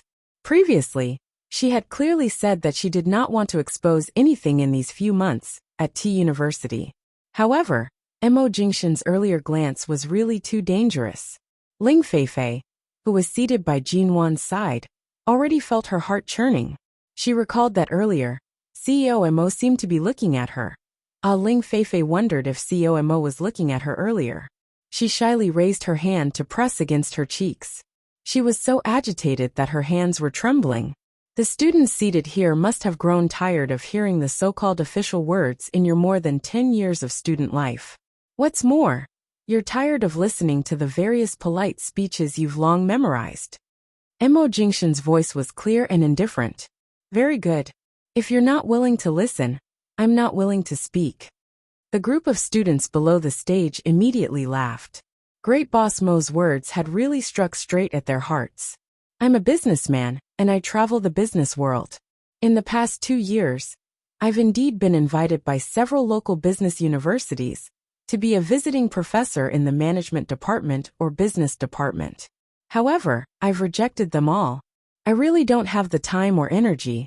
Teaching and educating people is a noble profession. An executioner like me, who has mingled in a bloody business world, is not suitable for it. Everyone below the stage held their breaths to listen. This is T University. The majority of those seated here are aiming for the business department. In the future, a large portion of you will also be involved in the business world. The reason why I used the words bloody business is naturally not to frighten you. You'll be learning all sorts of knowledge here. I don't need to elaborate on what you're all aiming for by enrolling here. After all, T University's full name has the word business behind it. This isn't a playground, but a military camp for war preparations outside of the battlefield. Since I've already been given the title of an honorary principal, I should be mainly encouraging you. However, as I've said earlier, you've heard enough official words. Mo Jingshan's tone changed, and his faint smile abruptly disappeared. This is the reserve base for domestic business talents. Everyone has a dream, but if it's so easy to reach your dreams, you wouldn't have gone through so many trials and gone through so many difficulties to obtain a letter of acceptance. Do you think that just because you've entered T University, there will already be famous companies waving at you? Do you think that just because you've entered T University, you'll naturally be able to inherit your family's business? Mo Jingshan chuckled. You're wrong. To enter this place, you have to put in 10 times the effort. Furthermore, this is just the beginning. The laughter of the girls below the stage gradually died down, and the light in the eyes of the boys also changed a little. Do you think you can spread your wings and soar after graduating? He laughed again. In the big melting pot of the shopping mall, where people kill without spilling blood, only 1 out of 100 people can stand. No one below the stage was laughing anymore. What do you want to do here? Aside from learning basic skills, you also need to train your heart. In this short period of time, there are already some who are destined to be eliminated. If you don't want to be eliminated, start working hard today. At least it's better than being chased off the stage. You'll be able to grasp the tail of opportunity better. This was a psychological attack. After all, the students who were able to enter T University all thought of themselves as very capable and proud. There were also many business students who had their eyes on the top of their heads and thought that they were unparalleled in the world. Only this kind of psychological attack would be able to get them to listen. It was also the most effective type. Initially, the school leaders were scared witless, thinking that CEO Mo was here to tear them down. However, after listening to the end, they finally put on smiles of admiration and joy. Amidst the silence, only Jinwan smiled. To be able to speak so patiently to a group of students, she had truly witnessed another side of Mo Jingshan. She did not laugh out loud, nor was it very sudden. However, Mo Jingshan's gaze suddenly landed on her face. The faint smile on the man's lips did not diminish, but the color of his eyes deepened. After pausing for a moment, he smiled slightly and aimed at the microphone, asking clearly, "The female student in the 3rd row, 5 seats away from Professor Lin, can you tell me, why are you smiling?" Jinwan. Translator. Hengyi Translations Editor. Hengyi Translations. In the silent stadium, the thousands of students immediately turned their gazes to the direction of the 3rd row, searching for the person 5 seats away from Professor Lin. The people in the back row couldn't see clearly, and the people in the front row couldn't see clearly, because the lights were too dim. Only those closest to Jinwan were able to accurately direct their gazes toward Jinwan's face. Amidst the silence, Jinwan watched the smiling man on the stage. He was smiling, but in her heart, she was gritting her teeth. He did it on purpose. Thus, intentionally, this speech was indeed not very official. From the initial blow to the final uplifting speech, it was truly fascinating. When Mo Jingshan placed the microphone down and turned to leave the stage, there were still many students who wished for him to continue speaking. The school leaders once again began to speak about various official pleasantries. After another half an hour, they finally ended. The students all rushed out of the stadium. Jinwan was originally about to leave with everyone when Ling Feifei suddenly turned back. Her sharp eyes caught sight of Mo Jingshan, who was currently speaking with the school leaders behind the curtains. Seeing that Mo Jingshan had not left, she abruptly and quietly turned back by herself. Bai Wei saw Ling Feifei's stealthy and sneaky movements and turned to look at her. At the same time, she also noticed the scene behind the curtains. "Ai Jinwan." Bai Wei softly called out to Jinwan, gently tapping her arm. "Jinwan, what is it? Look behind you." Bai Wei lowered her voice. Jinwan raised her brows and turned back. After taking a glance, she understood. These few days, she's lost her diamond watch and stirred up other things. Clearly, she's trying to find fault with you and Feng Ling. Feng Ling didn't come today, so I'm afraid she'll take advantage of the fact that the school leaders are here to say something about you. She's really too unreliable. She can easily splash dirty water on others. Come, let's follow her to take a look. Bai Wei held Jinwan's hand and turned to head back. Jinwan did not mind this. Ling Feifei's brainless actions were not worth her concern. However, seeing that Ling Feifei was clearly heading in Mo Jingshan's direction, she did not reject and turned back with Bai Wei.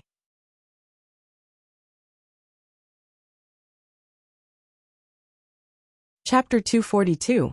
Whatever you do, we'll do the same. Our legs are on everyone's bodies. Are we not allowed to come over? Bai Wei calmly retorted. Ling Feifei. Her expression was unhappy as she turned back to look at Mo Jingshan. The curtains and screens had already been removed. The students had either left or were queuing up by the entrance. Only Jinwan, Bai Wei, and Ling Feifei remained below the stage. They appeared suspicious and immediately attracted the attention of the school leaders. Jin Wan, Bai Wei, and Ling Feifei stood below the stage. "The few of you, why aren't you leaving the stadium? What are you looking at?" The school leaders immediately turned back to look at them in dissatisfaction. "Hurry up and leave. Don't peek here." Ling Feifei rushed to speak up. "Headmaster, we still have some doubts about what CEO Mo said earlier. We wish to discuss it with CEO Mo." Originally, she should have said I, but Ling Feifei ended up saying we, giving the opportunity to be scolded to Jin Wan and Bai Wei. Bai Wei silently rolled her eyes. Jin Wan slightly raised her brows. Mo Jingshan only glanced over there. When he caught a glimpse of Jin Wan's figure among them, he remained calm and turned around. "What do you want to discuss?" Jin Wan's eyes were still calm. "What do you want to discuss?" Ling Feifei did not expect that after President Mo heard her words, he would actually take notice. She immediately ignored the glare of the school leaders and quickly walked over. "Hello, President Mo. I'm a business management student taught by Professor Lin. My name is Ling Feifei. My family is from the Ling Corporation Bank." After hearing her name, Mo Jingshan had already turned to look at the other two people who had yet to approach. Seeing that CEO Mo was looking at them, Ling Feifei's heart was filled with displeasure. However, she forced a smile and said, "Those two are in the same class as me. They also live in the same dormitory. Like me, they're both Professor Lin's students." The school leaders saw that these female students were clearly here to pester or spout nonsense. They were about to step forward to stop them when Mo Jingshan's gaze caused them to retreat. "Oh, they're all Professor Lin's students?" Mo Jingshan smiled. It seemed like when CEO Mo mentioned the person 5 seats away from Professor Lin, he did not pay attention to Jin Wan's appearance at all. It had only been a short while, but he did not recognize that they were the ones sitting very close to Professor Lin. The smile on Ling Feifei's face deepened. She suddenly said sweetly, "CEO Mo, I really don't quite understand what you just said. If you're not busy, would you mind having a meal together?" The school leaders, Bai Wei, Jin Wan. This was too brazen. Jin Wan had met a lot of rivals in love, but no matter which one of them was, at least scheming. She had never met anyone who directly asked to have dinner with Mo Jingshan in front of her. Compared to the speechless expressions of the others, Mo Jingshan casually glanced at Ling Feifei, asking without emotion, "If you have anything to say, just ask. Why do we need to eat? It's almost noon now. President Mo must be hungry. Anyway, it's time for lunch. Let's talk while eating." Ling Feifei smiled sweetly, as though she thought that her beauty could move the man before her. Although Jin Wan and Bai Wei approached, Jin Wan did not speak. Instead, she wore a slight smile on her face as she watched this scene. It was as though she wanted to watch Mo Jingshan's show. "That's true. It's indeed almost noon." The school leaders suddenly interjected. "CEO Mo, we've already arranged a place for lunch. The other school leaders and leaders from the city's education department will be coming. Why don't you join us for lunch?" Hearing the school leaders' interference, Ling Feifei could not pull a long face even if she wanted to. She thought for a moment and suddenly reached out to pull Jin Wan over, saying, "COMO, my roommate is also from High City. Although she's only the manager of a small studio in High City, she doesn't have many opportunities to meet you. However, she actually managed to meet you in T-City, which is thousands of miles away from High City. Isn't this a rare fate? COMO, give me some face. Let's go for lunch together." Jin Wan was about to push her away when she heard her next words, and her lips trembled. She subtly pushed Ling Feifei's hand away and turned her gaze to Mo Jingshan. The man looked at her meaningfully and asked with a light smile, "You're from High City?" "Jin Wan, CEO Mo is asking you a question. Are you scared, silly? Hurry up and answer." Ling Feifei reached out to pull Jin Wan, but Jin Wan purposely kept her distance. When she reached out, she returned to Bai Wei's side. To avoid awkwardness, Ling Feifei smiled and turned to look at Mo Jingshan. "COMO, don't mind them. My roommates are all shy. Actually, they really want to have a chance to talk to you." Mo Jingshan held back a smile as he glanced at Jin Wan. When he withdrew his gaze, He did not look at Ling Feifei again. At the same time, the school leaders came over to say, CEO Mo, the leaders from the education department and the principal are already preparing to head to the restaurant. Do you want to go with them? I'll be staying in T-City for a period of time.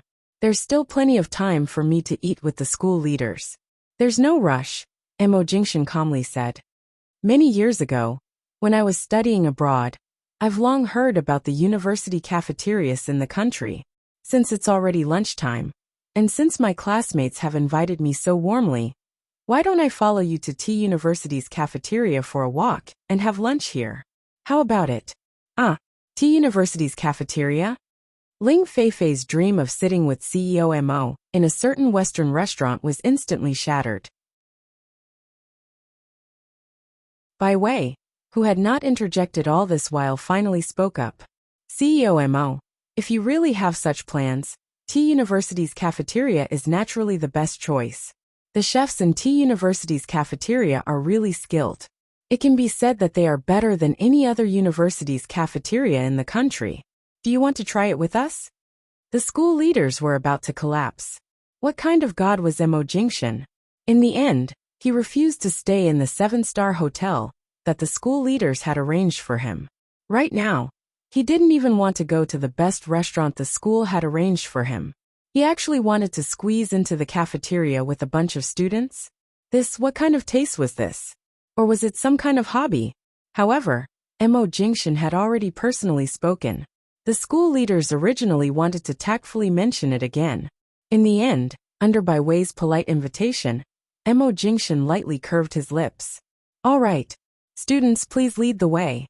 Seeing that Mo Jingshan really wanted to go to the cafeteria, Ling Feifei had never eaten in a cafeteria ever since she came to T University. Even if the food was said to be good, she felt that the food in this type of cafeteria could not be too clean. The quality was also average, so she had never gone there. But now,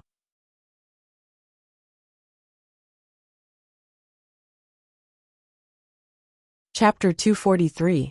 The school leaders were afraid of neglecting him, and originally planned to follow Mo Jingshan. However, the moment they lifted their feet, they heard Mo Jingshan's words before he left. It's enough with these students leading the way. You guys should go do what you need to do. There's no need to come with us. Mo Jingshan did not plan on letting them follow him. The school leaders were not foolish. They could tell his intentions and did not follow him. After thinking about it carefully, they felt that the 3 female students wouldn't be able to stir up any trouble in front of Mo Jingshan. Even if the 3 female students had any unruly ideas, they wouldn't be able to hide from people like Mo Jingshan. They didn't need to worry too much about it. There were indeed many people in the cafeteria. Due to Mo Jingshan's sudden appearance, the students in the cafeteria were in an uproar. Although the school leaders did not dare to follow them, they still sent security guards to maintain order in the cafeteria. The students who were rushing toward them were all chided by the security guards to return to the cafeteria and queue up. Not a single one of them was allowed to walk around Mo Jingshan. After Mo Jingshan entered, he calmly scanned the surroundings and stood at the back of the crowd. Seeing that the great CEO Mo was actually queuing up in the cafeteria, the people in front took the initiative to give up their spots. Mo Jingshan thanked them but did not go over. He remained standing in his original spot. Right now, Jinwan and Bai Wei stood behind Ling Feifei, while Ling Feifei stood behind Mo Jingshan. Furthermore, she purposely stood very close to him. There were 2 people between Jinwan and Mo Jingshan. There were quite a number of people who wanted to give up their spots. Gradually, some of them were embarrassed to stand in front of Mo Jingshan. Seeing that Mo Jingshan did not move to the front, they all consciously moved to the back. The long queue gradually shortened until they became the center of the line. The people in front who were almost there did not pay much attention to the back. After all, there were several lines here. Some people did not give up their spots. Ling Feifei saw that these people were not aware of it, and suddenly walked to the front, rudely chasing them to the back. When the people in front realized that CEO Mo was queuing with them, they rushed to the back of the line. Mo Jingshan's indifferent gaze swept past them. He spoke to the spoiled Ling Feifei in an unperturbed and emotionless voice. If you don't have the awareness to line up properly, you should at least learn not to decide for me whether to stand at the front or the back after I've already made my intentions clear. You don't have the right to chase away anyone who's queuing according to the rules. Ling Feifei, who had been proudly showing off to everyone that she was the closest to COMO, was suddenly scolded by Mo Jingshan's expressionless and cold voice. She immediately bit her lips heavily, her brows showing a hint of unhappiness and stubbornness. CEO Mo, I'm only doing this so that you can quickly taste the canteen's food. Furthermore, your time is precious. Lining up is too much of a waste of time. That's why I want everyone to consciously give up their spots. Mo Jingshan coldly and indifferently said. Then you'd better learn to put away your self-righteous thoughts. Ling Feifei had initially thought that CEO Mo had a slight impression of her, which was why he had agreed to have a meal together.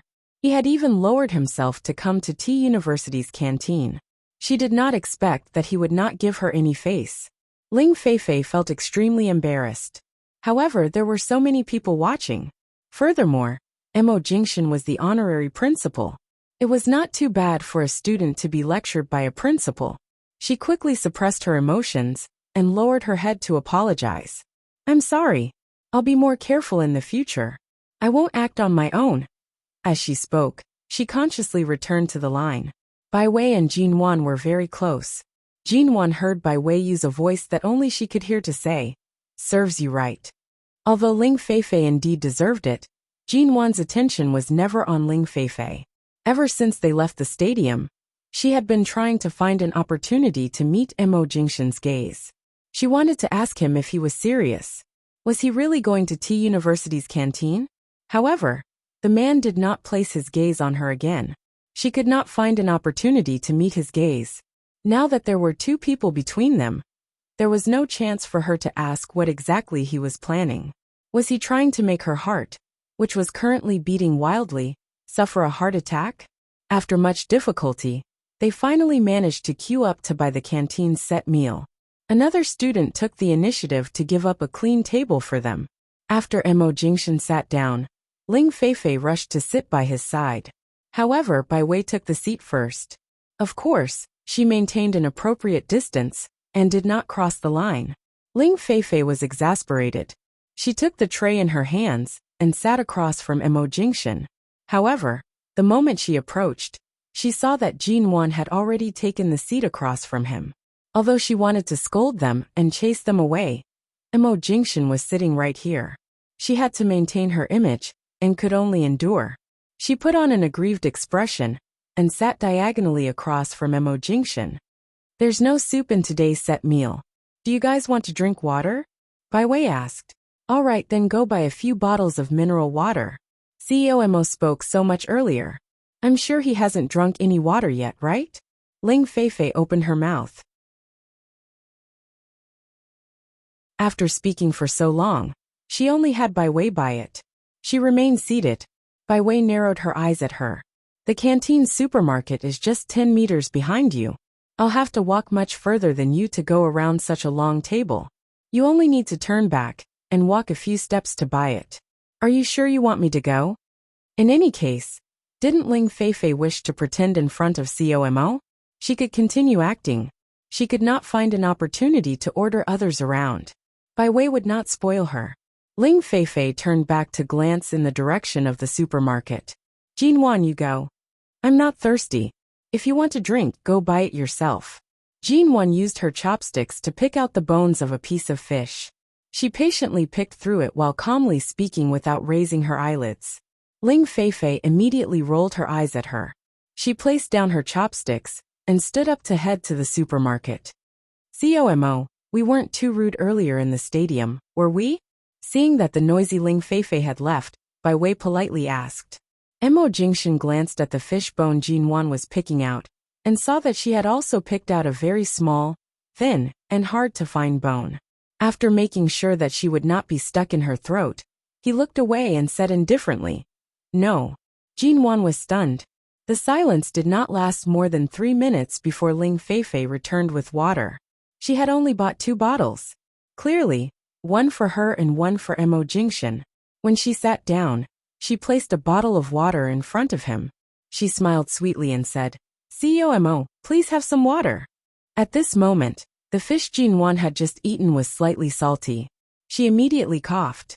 Mo Jingshan expressionlessly pushed the bottle of mineral water that had not been placed down for more than 5 seconds in front of Jinwan. His thin lips only spat out 2 words. You drink. Dash.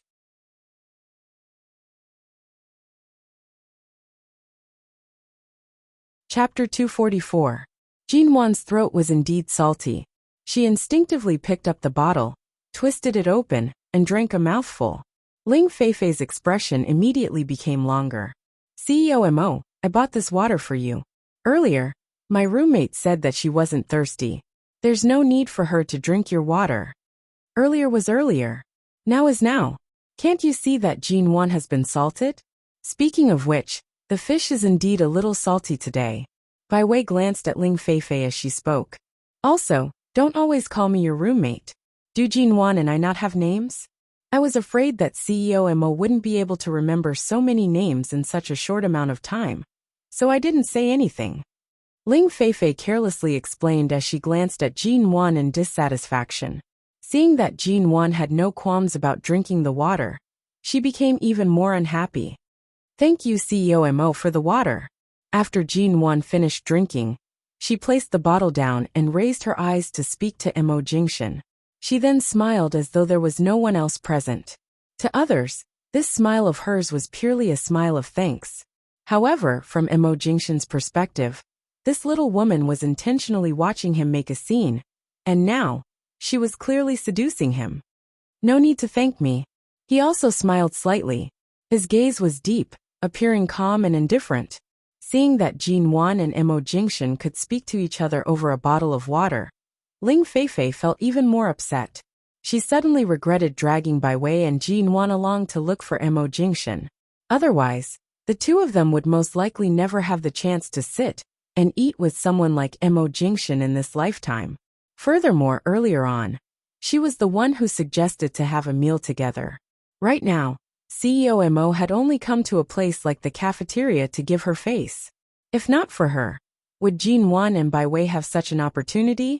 However, although she was unhappy, Mo Jingshan was seated diagonally across from her. Ling Feifei controlled herself and did not continue dwelling on this problem. She only said, CEO Mo, why don't I go buy another bottle for you? No need. Mo Jingshan also picked up the fish bones on his plate, calmly replying. His gaze was very light. T University's cafeteria would always be bustling with noise during lunch break. But today, because of Mo Jingshan's presence, many of the students did not speak loudly or play around. After eating, they quietly filed out. It was rare for them to be so quiet. Ling Feifei had barely eaten anything. She truly felt that the food in the canteen was not very tasty. However, when she saw that Mo Jingshan didn't seem to dislike her at all, and his table manners were calm and elegant. Such a lofty man actually had such a mundane side to him. The more she looked at him, the more charming he became.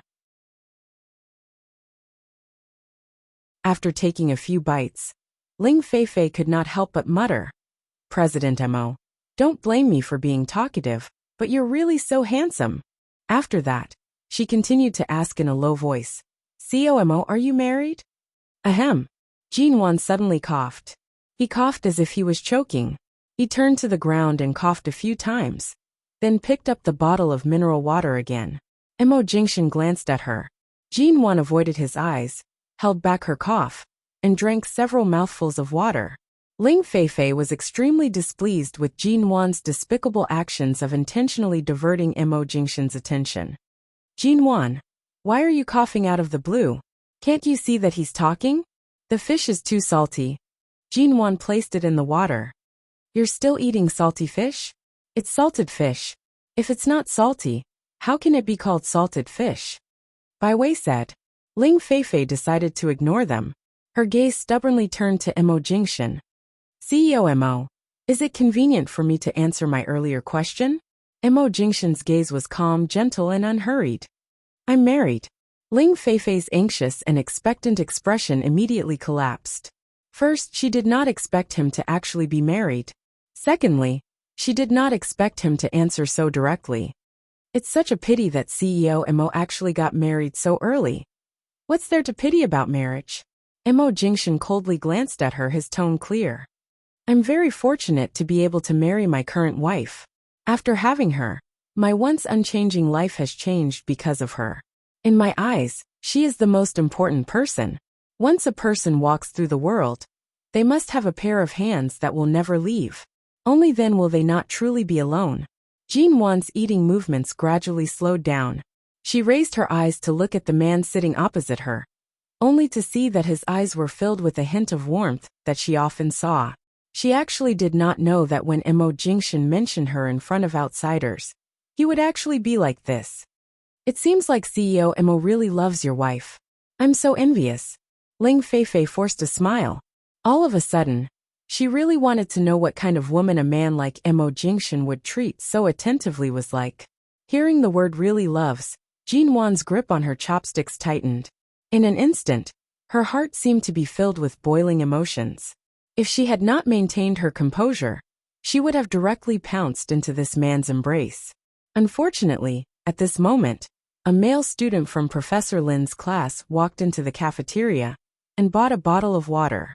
Just as he was about to leave, he suddenly spotted Jin Wan and smiled at her, revealing his white teeth. Jin Wan, I was wondering why I couldn't find you anywhere. Why did you suddenly run to the cafeteria to eat? After all, Jin Wan had good looks and was usually quiet and low-key.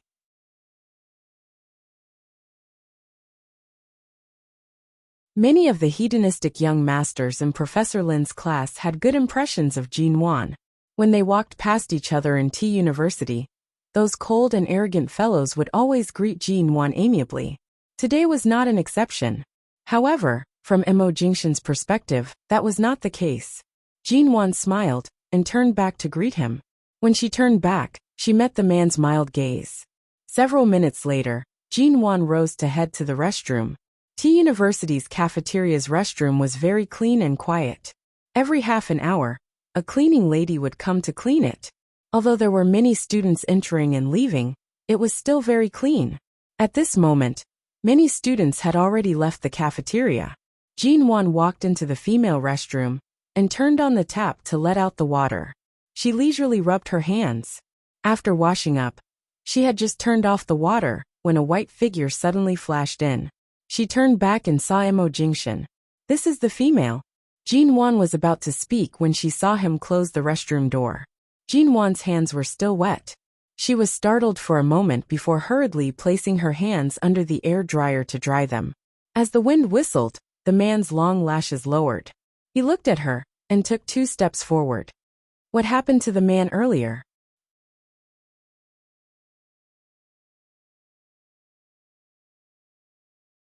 Chapter 245. This was the female restroom. Taking advantage of the fact that there was no one outside, he actually came in as he pleased and kissed her as he pleased. However, it was undeniable that no matter how cold and aloof Mo Jingshan appeared in front of outsiders, when he lost control of his emotions, only she could see it.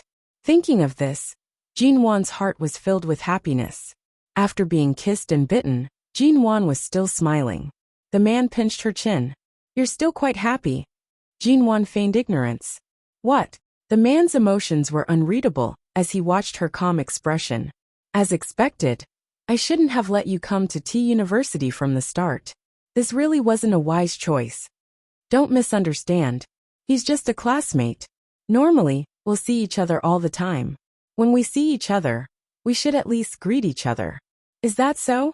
Why didn't he greet your other 2 classmates? Perhaps I'm better looking. Jin Wan spoke the truth. In any case, she could not lie in front of Mo Jingshan. Any lies would be useless in front of him. It was rare for the little woman to be so narcissistic. Mo Jingshan coldly scolded. Very proud of yourself? How am I proud of myself? Earlier on, I was almost moved by you. I had to force myself not to speak. Right now, can't you feel my excitement and my expression that's as warm as a spring breeze? Jin Wan leaned into his embrace.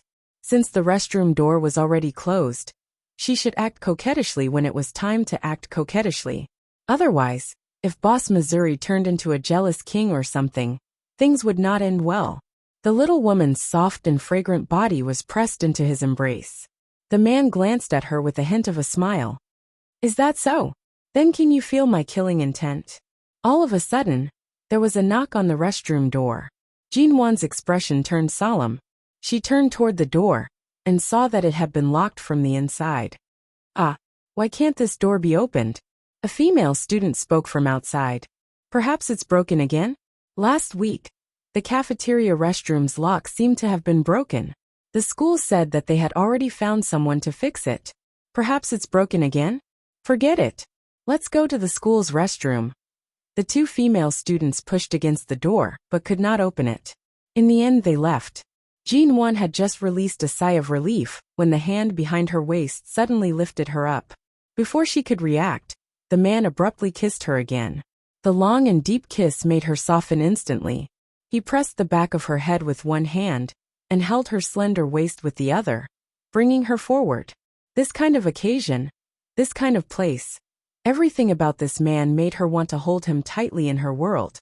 Not to be taken away by anyone, not to be shared with anyone. She instinctively stuck out her tongue to make a tentative response. The man paused, his eyes darkened inch by inch, and he mercilessly bit the tip of her tongue. The sweetness was stronger than the pain. Jinwan raised her hands to hug the man's neck. In an instant, she was lifted up by him, placed on the sink and kissed. When her breathing quickened, he saw the little woman's flushed neck and ears in the mirror behind her. Mo Jingshan's hands were placed on the edge of the sink, encircling her between him and the mirror.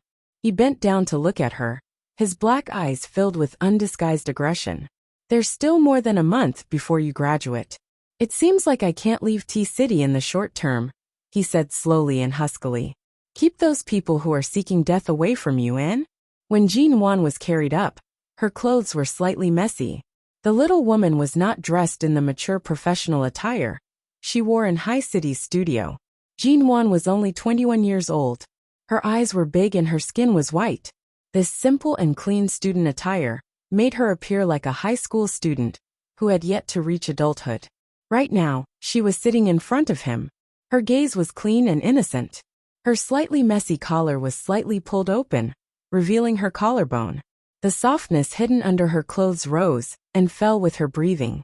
In an instant, he kissed her, and her red, translucent lips were exceptionally seductive. Seeing her like this, Mo Jingshan's lower body began to heat up.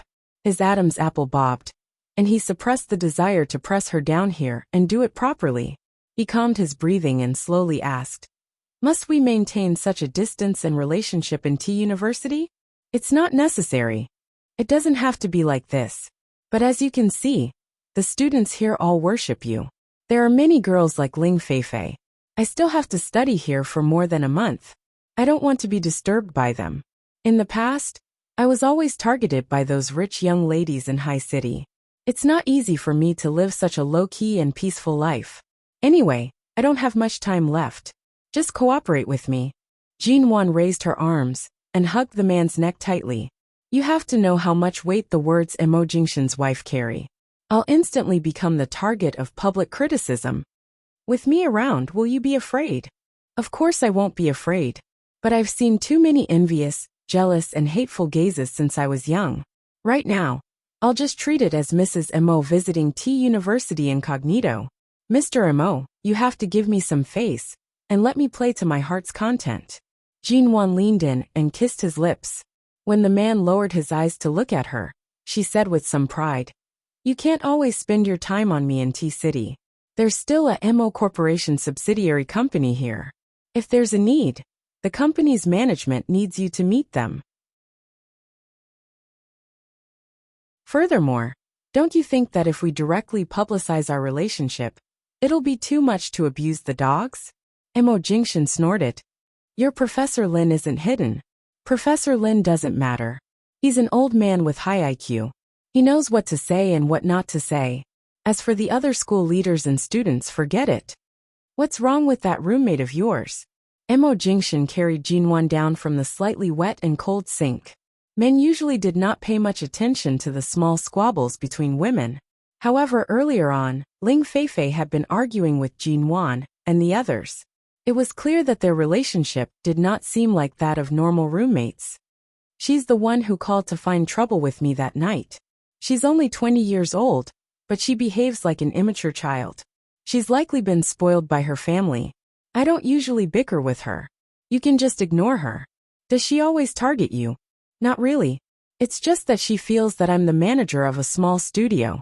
She feels it's unfair that I'm living in the same dormitory as her, who's as beautiful as a flower, so she always wants to bully me.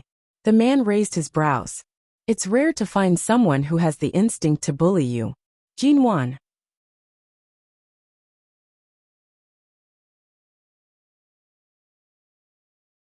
Chapter 246. The man watched her for a moment before leaning down to press his lips against hers. He used a hoarse and alluring voice to say, "Only I can bully you." Jin Wan. What kind of big truth was he spouting? If she was bullied, wasn't she bullied on the bed? Jin Wan's phone rang. Bai Wei was calling to rush her. Why aren't you back yet after going to the bathroom for so long? Professor Lin's class is at 1. It's already 12:45. I'll be right there. Jin Wan hung up after speaking. Originally she wanted to leave. However, being held in the man's embrace, Jin Wan raised her head to kiss his chin. Hubby, you were especially handsome on stage today. Jin Wan smiled brightly. You were different from your usual handsomeness. Today, in front of a group of young and energetic students, your entire body seemed to be glowing. Mo Jingshan had never heard Jin Wan describe him in such a straightforward manner. His gaze faltered slightly as he looked at her. In this world, I'm afraid there isn't a man more suited to wear a shirt than you. Jin Wan kissed his chin again. When you stood there and spoke, it really made one want to tear apart your shirt and pounce on you. The man's handsome brows rose slightly. His gaze was deep as he slowly said, I'll give you this chance tonight. Jin Wan did have the intention to take the initiative to seduce him. Who asked him to praise his wife in front of others? He was so charming. However, the man's words caused her to immediately break down. Her face was burning as she escaped from his embrace and headed out to open the door. The moment she opened the door, she saw Ling Feifei, who had appeared out of nowhere, staring at Jin Wan with an unhappy expression. She seemed to want to peer into the bathroom behind Jin Wan. Is CEO Mo here? Ling Feifei's senses were sharp as she glared at her. Jin Wan walked out, slowly closing the bathroom door behind her. No. Ling Feifei stepped forward. Earlier, I saw him head this way when he left. This isn't the cafeteria's exit. How could he not be here? Jin Wan calmly replied. Earlier, he seemed to have passed by here. However, he definitely had to leave after using the bathroom. Could it be that he's staying here to eat? In the bathroom, Mo Jingshan. She thought that Feng Ling would be back after resting for a few days, but when Jin Wan called to ask, Feng Ling hoarsely said that she might need to rest for a few more days. Jin Wan was worried and directly went to Feng Ling's residence. After knocking for a long time, the door was finally opened. The moment she opened the door, Jin Wan's eyelids twitched. This was the first time she had seen Feng Ling look so haggard and out of sorts. She then noticed that her short hair was slightly messy and hesitated before entering. What's wrong? Are your injuries any better? Are you sick again or? I'm fine. Why are you here? Feng Ling turned around, avoiding Jin Wan's gaze. However, when Feng Ling turned around, Jin Wan saw that there seemed to be two particularly obvious red marks on Feng Ling's neck.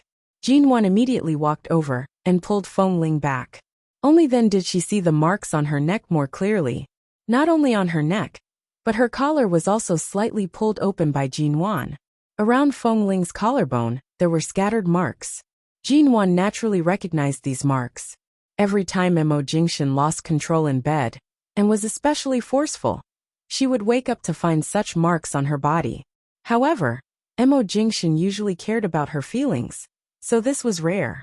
Even if there were some marks, there wouldn't be too many. But Feng Ling's, it could be described as having suffered some kind of serious sexual assault. What happened? Jin Wan held her hand to prevent her from turning away. Seeing that Feng Ling's complexion was also very bad, she immediately pushed her to sit on the sofa and looked at her coldly and sternly. Haven't you been recuperating at home these days? Who is it?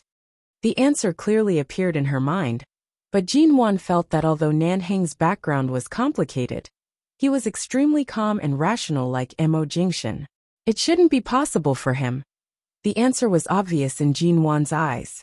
Feng Ling looked into her eyes and did not speak or explain. It really was Nanheng? Jinwan raised her hand in disbelief to tug at Feng Ling's clothes, but Feng Ling gently pulled her away. Don't look, she said hoarsely. When did this happen? Yesterday? Last night? And it was during the day. What exactly did he want to do? He clearly knows that you're injured, yet he still treats you like this? Is he a beast? Jinwan was so angry that she almost cursed. She forced herself to control herself to avoid agitating Feng Ling, who appeared to be in a bad condition. Feng Ling did not answer. After a moment of silence, she said, I asked for it. It was my words that agitated him. Otherwise, it wouldn't have come to this. I overestimated the way we interact. I can only blame myself. What exactly happened? Regardless of the relationship between the two of you, he can't treat you like this. What does this mean? Jinwan pointed at the marks on Feng Ling's neck that appeared to have been bitten. They were not simple hickeys. This is called abuse. Abuse, do you understand? This is too much. She saw that Feng Ling's complexion was really bad. Furthermore, it seemed like she had just been bullied not too long ago. The room seemed to still be filled with the faint smell of tobacco from before the man left. Jinwan stood up to open the windows. She suddenly caught a glimpse of the bedroom door. She abruptly walked over and saw the mess on the floor. Feng Ling's clothes were torn and scattered. Almost none of her clothes were intact. They were all thrown on the floor. Jinwan pursed her lips. She turned to see Feng Ling standing up from the sofa. She seemed to be pouring a glass of water for Jinwan. She saw that Feng Ling's walking posture was slightly awkward. It was clear that she was in excruciating pain. You don't need to pour water. I won't drink, Jinwan said calmly. Jinwan calmly said, Feng Ling, Mr. Mo and I are your real employers now. No matter what kind of relationship you had with Nanheng, or what kind of entanglement you had, I don't care. But you're my woman. I can't just watch as my woman is bullied like this. Feng Ling still poured the water and placed the glass down. She then stood by the sofa and raised her eyes to look at Jinwan. It seemed like she wanted to say something, but her lips moved, and she chose to close her mouth. What do you want to say? Jinwan saw that Feng Ling's condition was really bad. Her intuition told her that she wanted her help. Feng Ling's lips moved again. After a long time, she forced out a few hoarse words. Mrs. Mo, can I trouble you to buy a box of birth control pills for me? Dash.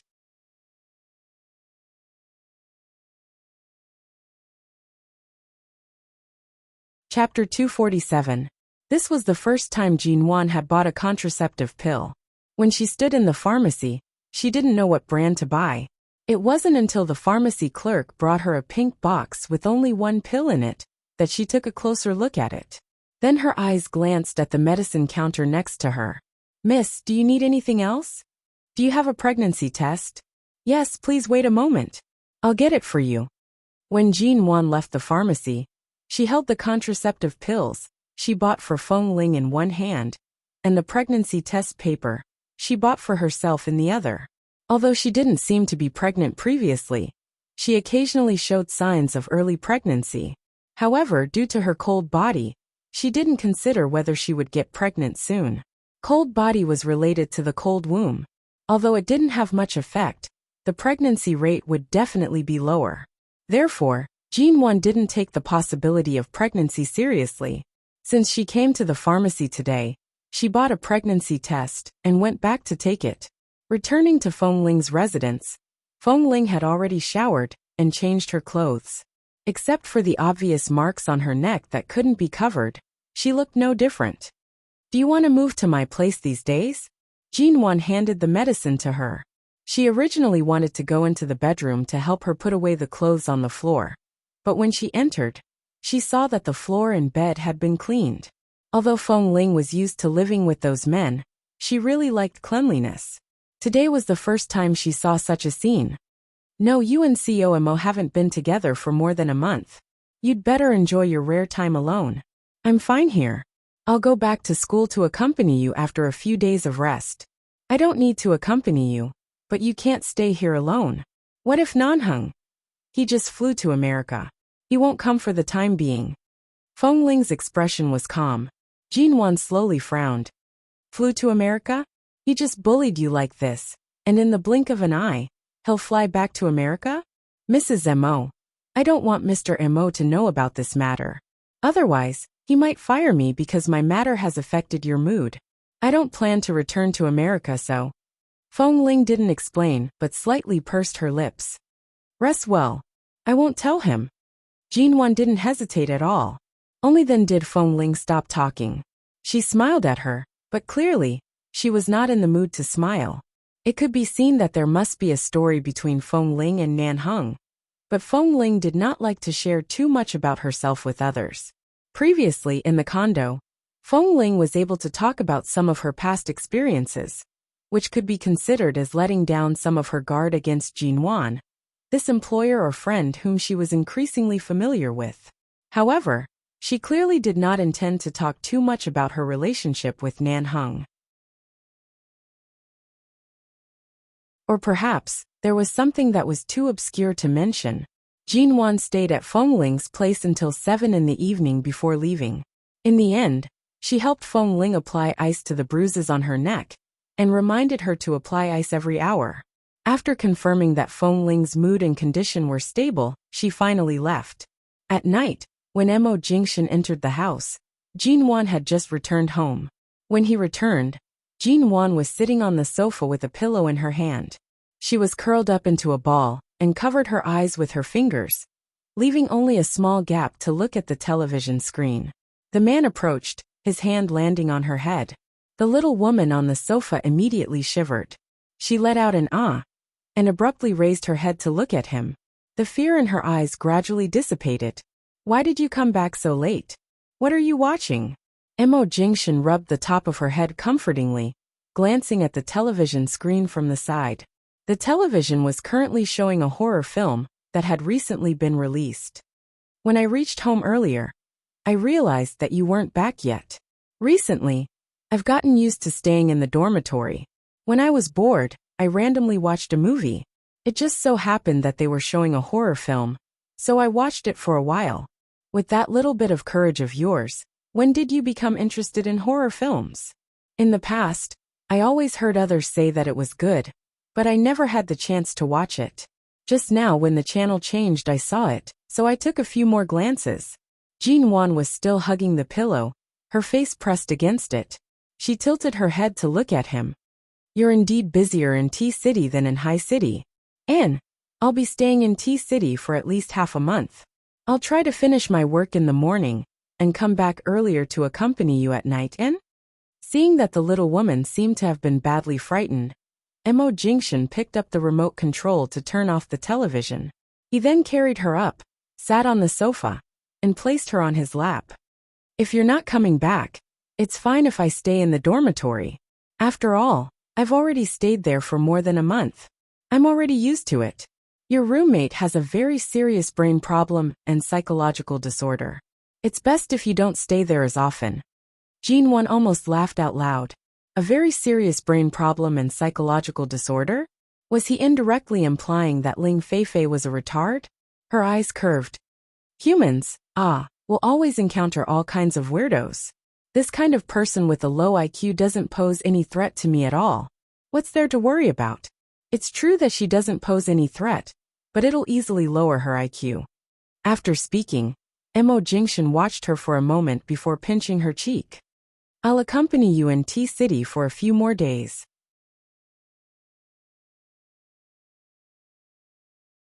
After that, when I return to High City, I'll be busy with some overseas cooperation projects. I might have to travel frequently. Jinwan raised her face, blinking. Have you gotten any new female secretaries by your side recently? The man pursed his lips. What? Are you afraid that an unknown love rival will appear when I'm not by your side? The room was warm. Jinwan wore soft home clothes. Her hair was tied into a bun, and her sleeves were rolled up, revealing her fair wrists. She did not wear any unnecessary jewelry. She pursed her lips, hugging the man's neck and pulling him down, forcing him to lower his head to press closer to her. She leaned close to his ear to say, "You're the only one who's dissatisfied with the male students who greet me in school. But I'm not allowed to investigate the enemies around you?"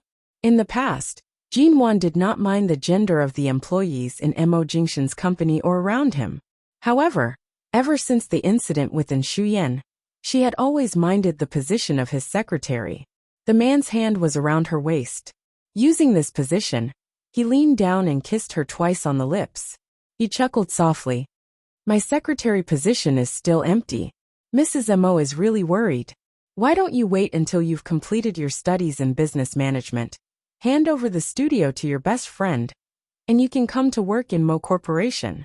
Then Xia Tian will most likely use the reason of valuing love over friendship to cut ties with me for a few days." You're tuning in to the Li Mei's Wuxia Whispers YouTube channel. We're so grateful for your support. And don't forget to subscribe to join us on this incredible journey through captivating stories. Your generosity through donations truly makes a world of difference, as it's the primary source of revenue that allows me to expand and enhance this channel for you. Thank you from the bottom of my heart for being a part of this adventure.